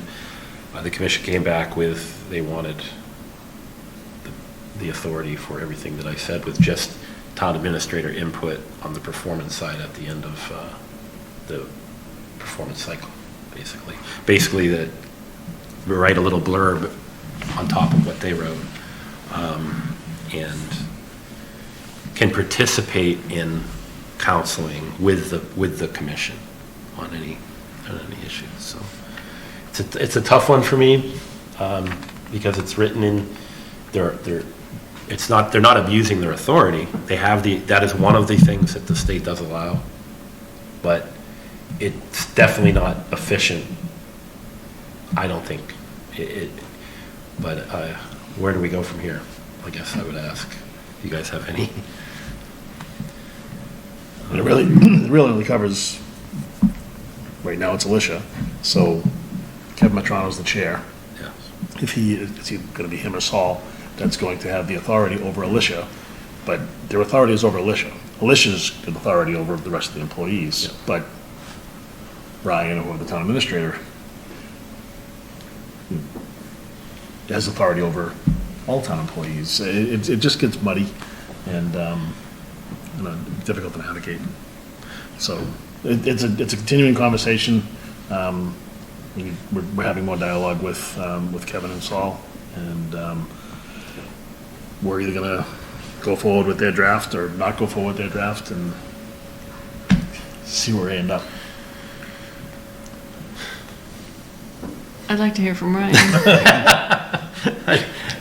I don't. I'd like to know how the status quo right now is going. I think, Karen, I just, with respect to the board, I'd respectfully decline. So I just, not. Yeah, it's not, probably not fair for him. All right, so I'm having a little bit of trouble with this conversation, to be honest. I feel like, there's 3 people in the room who have been fully briefed on this. And have been working on this extensively, and then, the agenda comes out and it says we're going to talk about it. This is an in-depth situation with lines that we can cross and lines we can't cross during the conversation. And 2 of us, I believe, have 0 background information to be able to inform Yeah, I think what we're supposed to be giving opinions on right now. I almost pulled it from the agenda but I knew that the commissioners, they had asked, hey, we need to know what's up with the MOU, whether you guys are going to accept it or not. We meet next week, and I was like, we can at least need to talk about it, but I'm going to present for you guys, I want you to see what we're allowed to do, and that's it. And then just kind of get your feedback, but I tried to explain it the best I could, and the park commissioners did, the 2 mentioned why they want to do it this way, with the Can I offer something? Yeah. I think it might be beneficial for you to have a conversation with each of with Karen, with Mark, and with Matthew. Perhaps even with Tom, because Tom has dealt with other communities that have MOUs in place for different groups or different departments. And that might help to, I'm not going to be good enough explaining to anyone what the benefits are to selection 2 versus selection 4. Selection 3 is the one that we feel as though it's the one we've had in place since 2014. And I don't think it's fair to you, to your point, for us to. Yeah, I'm not looking at a vote tonight or anything. Yeah. I just want to leave it. I think that'll give you the information you need in order to make any kind of recommendation to one of us so that we can bring it forward and then all of us can vote on it. So the other thing that I think is important is to compare it to all the other MOUs and which ones are actually required and binding. Like the library one is binding, whereas the planning board one is not, right? I mean, the library and the park and rec, they're giving us authority that we don't already have. Whereas the planning board and the COA ones, we're granting them authority that they don't already have. So it would be nice to actually sit there and compare what they are, what we want them to be. And I throw the Board of Health on there as well, because we should have one of those in place before we hire an agent. Yep. I just don't know. I don't know what our end state is we want them all to be and I don't know what they all currently are, right? That's what would be helpful, and to understand if Park and Rec is the outlier, or if all the other ones are the same way, or and when they were last revisited. Yeah, what makes Park and Rec unique, I guess, is it's so forward-facing with the public. And so is the library. But when you're dealing with a beach, but as far as like things that can go right and wrong, at the beach, a lot of things are happening. A lot of all the programs that they do, all the things that so there's a lot of traffic that comes through the town administrator's office. I was going to say that. Now, what do we all do with those that calls traffic go if we're not through allowing the town administrator? I mean, I know the commissions would allow like him to deal with it, but is it fair to the town administrator position to deal with it if you can't do anything about it? You see what I'm saying? It's not really a setting that position up for success, nor would I, this is the struggle I'm having with accepting this MOU, just me personally. I just don't like, even though it's an option that the two boards can sign and come to an agreement, I would probably vote against it the way it's written. That's all. But I am going to get the final piece together, and I'll share it with you. I'll have Ryan share it with you before the next meeting, so you all can review it and say, maybe you can come up with a better way where to go from here. Or whether we're just going to say we're not going to do an MOU. I mean, that's another option. And when we don't do an MOU, then we default to the state. What they decide. The commissioner, what the commissioners are full authority, control, day-to-day operational control, and through discipline and performance, everything has to go through that board. Goes through them. Yeah. Okay. And they can't revert it back. At any time, we can sign an MOU. Right, but they can't make that decision. We have to come to an agreement on There's how no it's going to loophole work. where they can say, okay. Just kidding. Well, where they get full authority to make their decision, and their decision is to have Ryan do it all, except for the parts they want. Well, even in a perfect world, when they need... Sorry to sound like a lawyer, but that's In a perfect world, the way the MOU would be designed right now that the Park and Recs have, if there's an issue, or something good, but we'll use the issue, like I said, comes up, that needs to be dealt with, the way it's written now is Ryan would have to take that information, call a meeting with the commissioners in a public forum, and discuss how they're going to either discipline, award, or whatever. Because he doesn't have the authority to do any of that on his own, and it has to be discussed with the commission. That's how it has to go down. And it's just, I think it's a horribly inefficient way to run any government business, but I don't know where. It's not unprecedented. It's for not. For us to do what I suggested with Tom. Okay. I mean, you don't necessarily have to be present, but I think I would love somebody else to be on, so you guys can kind of see what we're talking about. it's really hard to. No, and I'm trying to be as sensitive to it as I can, because I know the commissioners aren't out there being vengeful, that we want all this control. No, of course not. They want to make sure that their department is run as efficiently as possible in their eyes, and be as fair to their director and everyone as they can. And they're sensitive to the fact that we've gone through a town administrator here when these commitments are typically 2 to 3 years, MOUs. Well, if you're going to have 3 different TAs, 3 different, an acting TA, the board changeover, it becomes, I can see it becomes a concern. Well, the first mistake is putting an end date on the MOUs. It's in place until it's not. Yeah. Yeah. So. Because what happens is we have all these MOUs that expire, and then no one remembers that they've expired, and we don't do anything about them because we didn't know about them. Because we didn't know this was expired. Yeah. I mean, I don't think we're going to answer any questions tonight, but I think So I just want to let you know that you're going to be getting we're going to get the Massachusetts, is it MGL that covers this, Mass General Law? Yeah. So it'll be the MOU that was in place before, that we've had, the MOU that's been recommended by the commissioners, and then what the authority is, the 3 or 4 choices that the state allows us to decide from, to pick from. That's kind of where we're going to be with it. Right. So anyway. That's a lot of talk on an agenda item that we didn't have a whole lot for, but it's, I knew they were meeting this week, so I wanted to just leave it on there. And I'll get you guys the MOU that they've recommended. Mr. Chairman. Sure, Mr. Sanders. Can I give you a little insight? Uh-oh. No, it's not even an issue we're talking about, so. Is it about this? George Sanders, 672 Great Road. Mr. Chairman, I was the chairman of the COA when we turned over the COA. It's when you had the authority to appoint the director, correct? Right. Okay, thank you. And hire all employees, and the board controlled everything. So that was more or less, I wasn't for it, but the board, evidently at that time, Keith was the administrator, because there was some problems that was going on. He wanted to bring everything under his control. And to do that, he required the COA board to give up the authority to hire the director, but the director had the authority to hire people below her. Okay. And he would do the evaluation with input from the board. And Kind of reverse.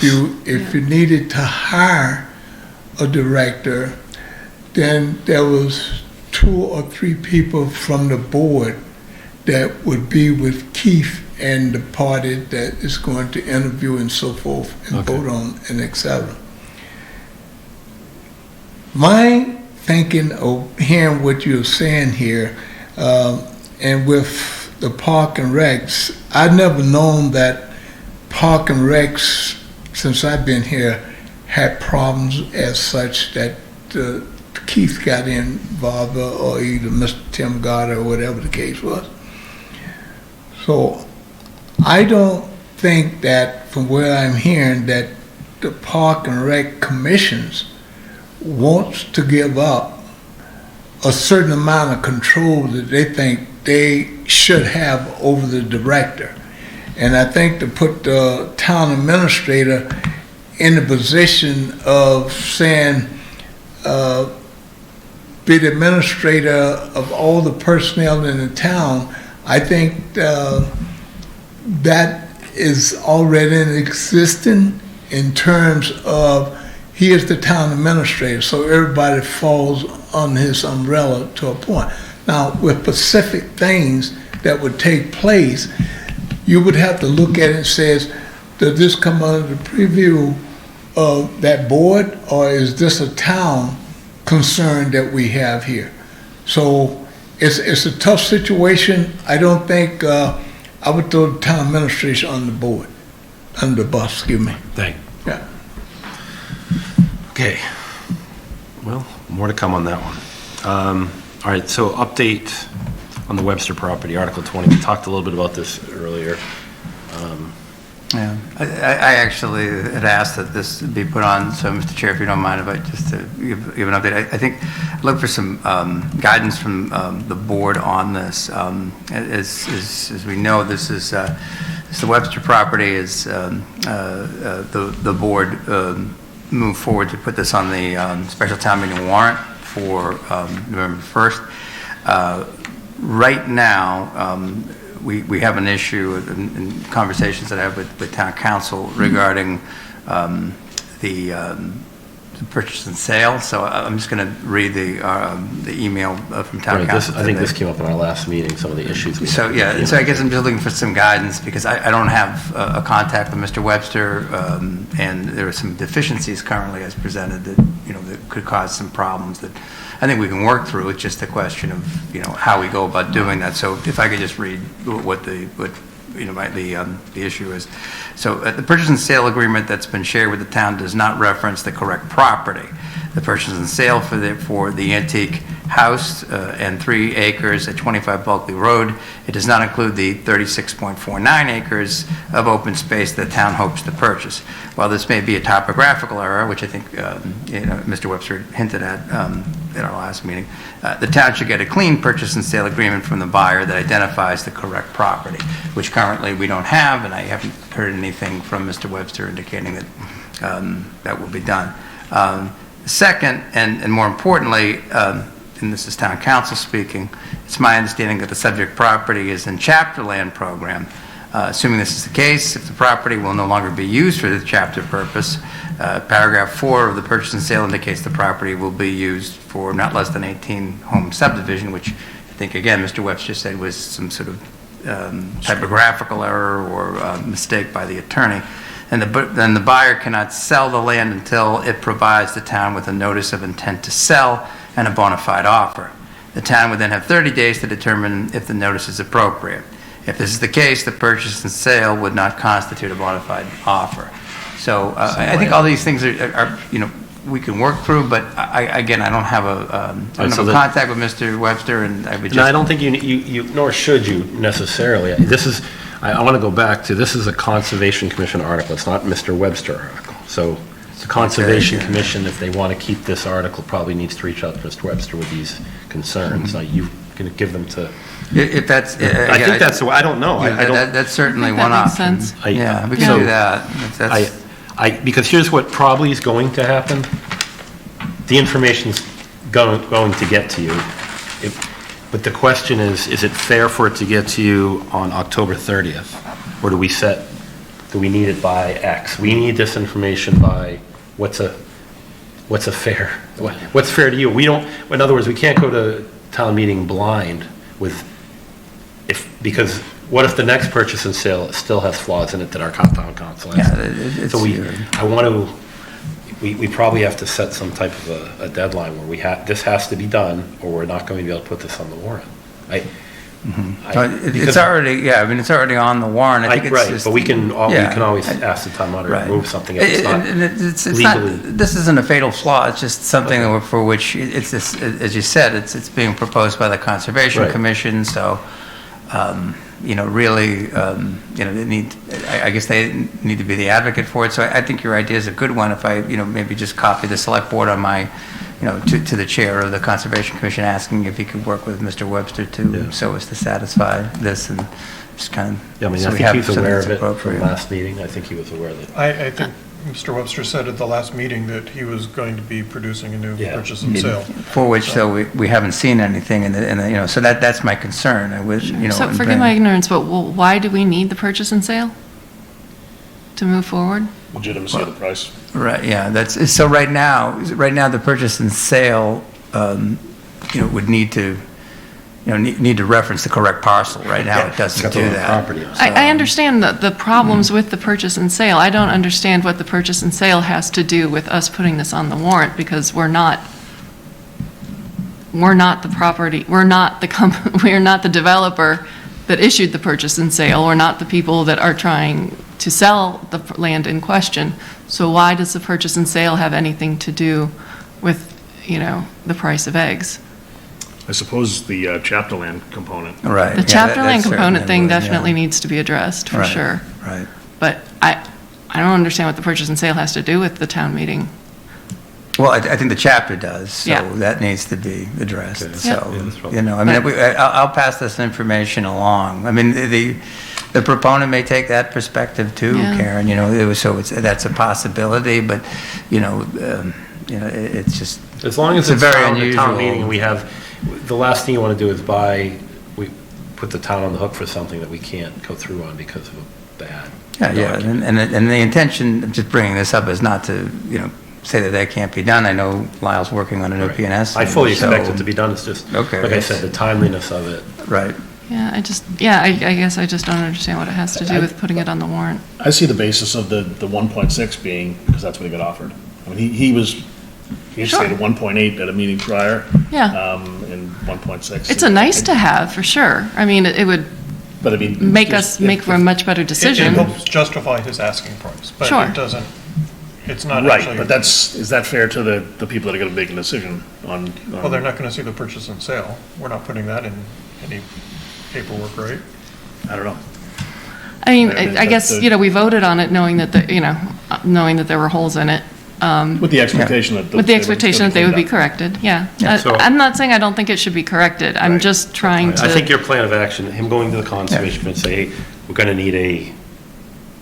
My focus on is the to be corrected part. That's and I just want to get it corrected. Because the last thing we want to do is get on the floor. We're going to have to make a decision with a document that isn't legitimate. But we're not making a decision based on the document, is my point. That's the basis of the price, though. So that's why that price could drop before us. I'm worried about if you give us what Mr. Webster said. If you guys give me what he's going to offer me, then if it was like a $700,000, it's a fair point. Versus the assessed value at $650, but we're talking $630. So 3 times the. But we're not putting the appraisal in. Just the value that we have in. the discussion, we have an appraisal for 1.6 million, appraisal. We have Purchase an and offer sale, of yeah. 1.6 million on the property. The property appraised at 632,000. Here we are. And then FinCom is going to put together, here's how we can pay for it, presentation. Here's the options. Here's what it's going to look like to you, and then we'll take it from there. Like I said, Select Board's role in this now is very little. We put it on the warrant. So Conscom is going to make their presentation for the property. Finance Committee is going to show how we're going to pay for it, like Mr. Sanders had mentioned, and however they're going to craft that message. And then the only time that a Select Board would have to talk to it would be if someone said, why did you vote to put it on the warrant, or why did I vote? I'd have to say why I didn't want it on the warrant. You would have to do the same. That's the only time I've ever seen where we get called on the carpet for something. It's not our article. And FinCom might as well, because they had members, why did you guys vote nay on it? And I've seen that happen at town meeting, and then individuals would speak on why they said no. But other than that, it's typically Conscom, FinCom, how we're going to pay for it, vote. And then obviously listening to public will have questions, I'm sure, but that's kind of where we're at. That makes sense. I have what I need. So if I copy the select board on it to the chair of the Conservation Commission, ask for assistance with this, then that's fine. That helps. So thank you.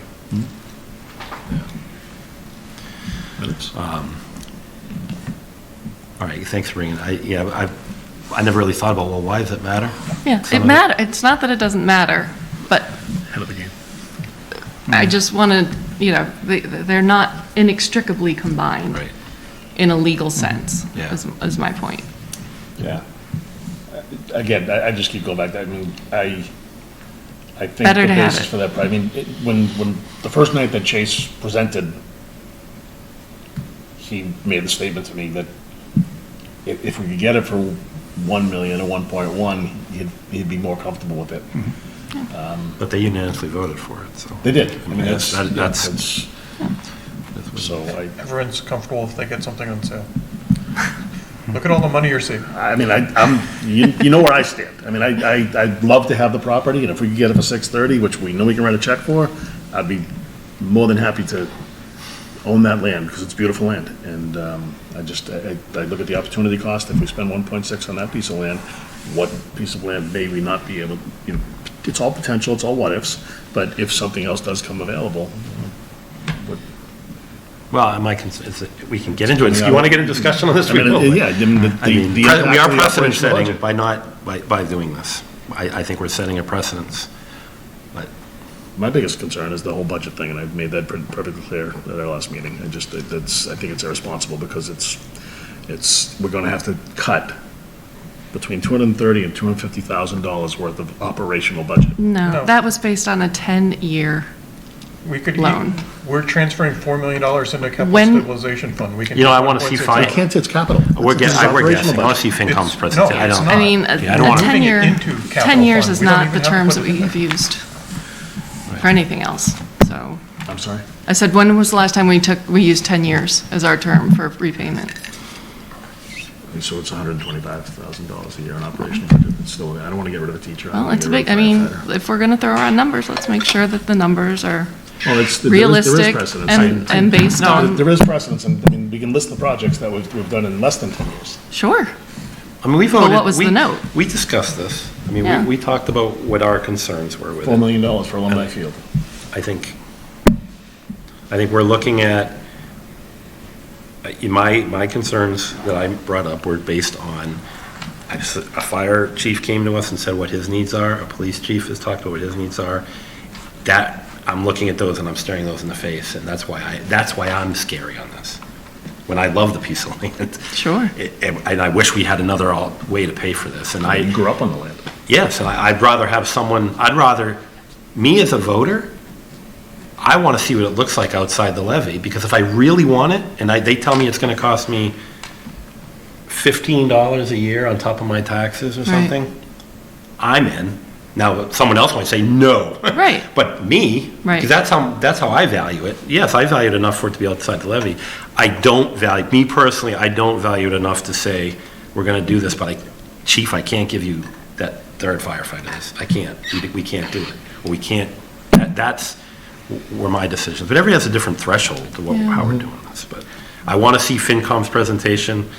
I'm going to sit with Steve and Fred and ask for a 10-minute presentation on their option. Give us, don't just throw the one option at the public. Let's see all of them so that everyone can make an educated decision. That's all. Makes sense. But at the end of the day, I know it's just going to be a matter who's in the seats and who's voting. I mean, as it always is, right? Sorry, but we need to discuss it. I think it's going to. This is something. Thank you, Karen, for some of your input on the value of that document. But let's just punt it back to Conscom and just say, hey, this is your arm. Just let you know there's some things we need to tighten up that we'd like to see before town meeting, so that we have. We're a little more comfortable with some of the language, that's all. Okay. All right, town hall hours for the Friday after Thanksgiving. Sure. So I was reached out to by the library director, Sam, and was asking about if the town hall would be open the Friday after Thanksgiving. He reminded me that last year when we went through this process, that the board took a vote to close town hall the day after Thanksgiving, and I'm just repeating that request that went before you last year, which you approved of. And my sense is that Sam was asking the questions so that he would be able to kind of follow suit under those circumstances. So just as we had done last year, we just wanted to bring this back up to you again, that the board would be willing to consider it. What about DPW? So just following what we did last year, which was town hall. So, I don't remember specifically how that, and All right, so I'm just going to throw this out there. So since I've been involved at all in town, this day has always been given off. I mean, George could probably reach back further than that, but so I always get to a point, if we're always giving it off every year. It hasn't. It hasn't? Absolutely not. Okay, thank you. It hasn't. All right. It's been skeleton crew, and it's been the responsibility of the supervisors to make sure that there was coverage. Okay. Keith was dead set against it. It wasn't a holiday that was put into the annual calendar. Right. And that's why it would be a special vote, because it's not in the Doing the printed. same thing the federal government does, right? The personnel. Sit around and wait for the announcement. Yeah.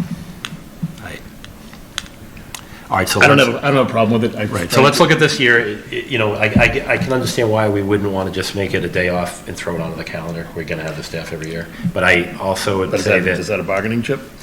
Yeah, it would be. But we're looking at this day as, in some circumstances, I guess, maybe there'd be a year where we would need people to be here. And I don't know what that would be, but I don't foresee something this...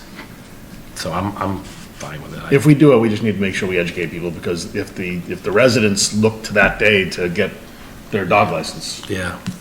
It's a and we'd have to get because they can't get there during normal business hours. Sure. How do you feel about it? I just think we should be consistent, right? That's I agree with, if we're going to keep doing this, then we should put it in the union contracts too, right? I'm just... Well, careful there. Honestly, we cause problems when we don't treat everybody the same, right? So either give everyone off or don't give anyone off, right? That's why Sam was asking, because in years past, they would close town hall and never tell the library. So the library was open and they weren't, and then those employees got upset. Well, and then police see, and Right. I know chiefs kind of work with this when they see that everybody in town gets that day off. They try to give one of their employees another day off somewhere else that they can. So there's a little bit of work that has to be done there. So I think we should give people the day off, but I also think then we should put it in the contracts going forward, and we can use it as a bargaining. I mean, I'm working. Well, again, right now, so Mark, just for town hall is predominantly non-union employees. Yep. Non-union employees are working under the personnel handbook. Personnel handbook does not currently have the day after Thanksgiving as a day off. That's why it's going to the board as a special thing. So, in terms of anything else that we do, so I would caution you in terms of whatever you commit to in terms of collective bargaining. We had an earlier discussion about that. That's why I slapped them on the knee. No, I'm just saying, I understand it's not But once we give it to the non-union employees, then the union employees are gonna want it. So why do we keep treating people differently? But even with the town hall employees and the library employees, I mean, I can see the Friday after Thanksgiving being more of a family day that people might want to go to the library because they don't necessarily get to go with their kids during the week. I mean, you can make an argument in any direction for any one And of I these think things. that ultimately, this goes to the library board of trustees to say this is what we're doing in town hall, but whatever they choose to do, they have that information in hand, it can make a difference. So, well, I will tell you, when I was on the library board, it would go the other way, that if we closed the library and the town hall was open, then the town hall employees would complain, why did the library get the day off? Just trying to get So, ahead of it. I mean, Be communicative. that's I all. just say, treat everybody the same. But I also say that every select board is going to be different. I can go 5 years from now, there might be people that are hardcore on this and say absolutely not. I'm working, they're working. And, the same thing goes, So- the same thing goes for the library commission too. They may have a different perspective, so it's just, Yeah. Okay. I don't know, I mean, it Let's just. vote, we can vote, let's vote on this. Whatever you want. So based on what we just talked about with the MOU, if we close town hall, do the park and rec employees get the day off? They don't work for us. They work for the park and rec commission. Without an MOU. That's not in place right now. Stop. No, I'm serious. We don't control them. We can't close them any more than you can close the library. Should get everybody off or nobody. Talk to legal. There's our sixth member out there. Let's look for a motion, then we're gonna have to talk with the legal about the park and rec without an MOU. Move the select board vote to close town hall the Friday after Thanksgiving, November 24th, 2023. Second. Moved by Mark, seconded by Chuck. All those in favor, say aye. Aye. Yes. It is unanimous. They might be running programs. That's the other thing, park and rec, you're right, they might have a class. Park and Rec a lot of Yeah, times I has programs Like over vacation school programs, holidays. stuff like Yeah. that. Okay. Leave it up to them. This is all little things that take up the time, it's funny. Any questions on the minutes? All right, what do we have on minutes, Ryan? We had the 18th? 18th and the 26th. I reviewed them, I had no questions or issues. I don't think. I had on my paper, I'm not gonna, it was a typo thing, so I'm not gonna worry about it. Just sick. I just don't feel like finding it right now. It's like, it didn't change I figured Mark would find it anyway. I did, and then I forgot to write it down. Yeah. Move the select board vote to approve the meeting minutes of September 8th, 2023 and September 26th, 2023. September 18th, 2023 and September 26th, 2023. Second? Moved by Mark, second by Karen. All those in favor say aye. Aye. I will, without any other business, any other business before the board? Motion to adjourn. No other Second. business? Moved by Chuck, seconded by Mark. All those in favor say aye. Aye. Thank you, Littleton. We'll see you in Good a night, couple folks. weeks. And don't forget, town meeting on November 1st.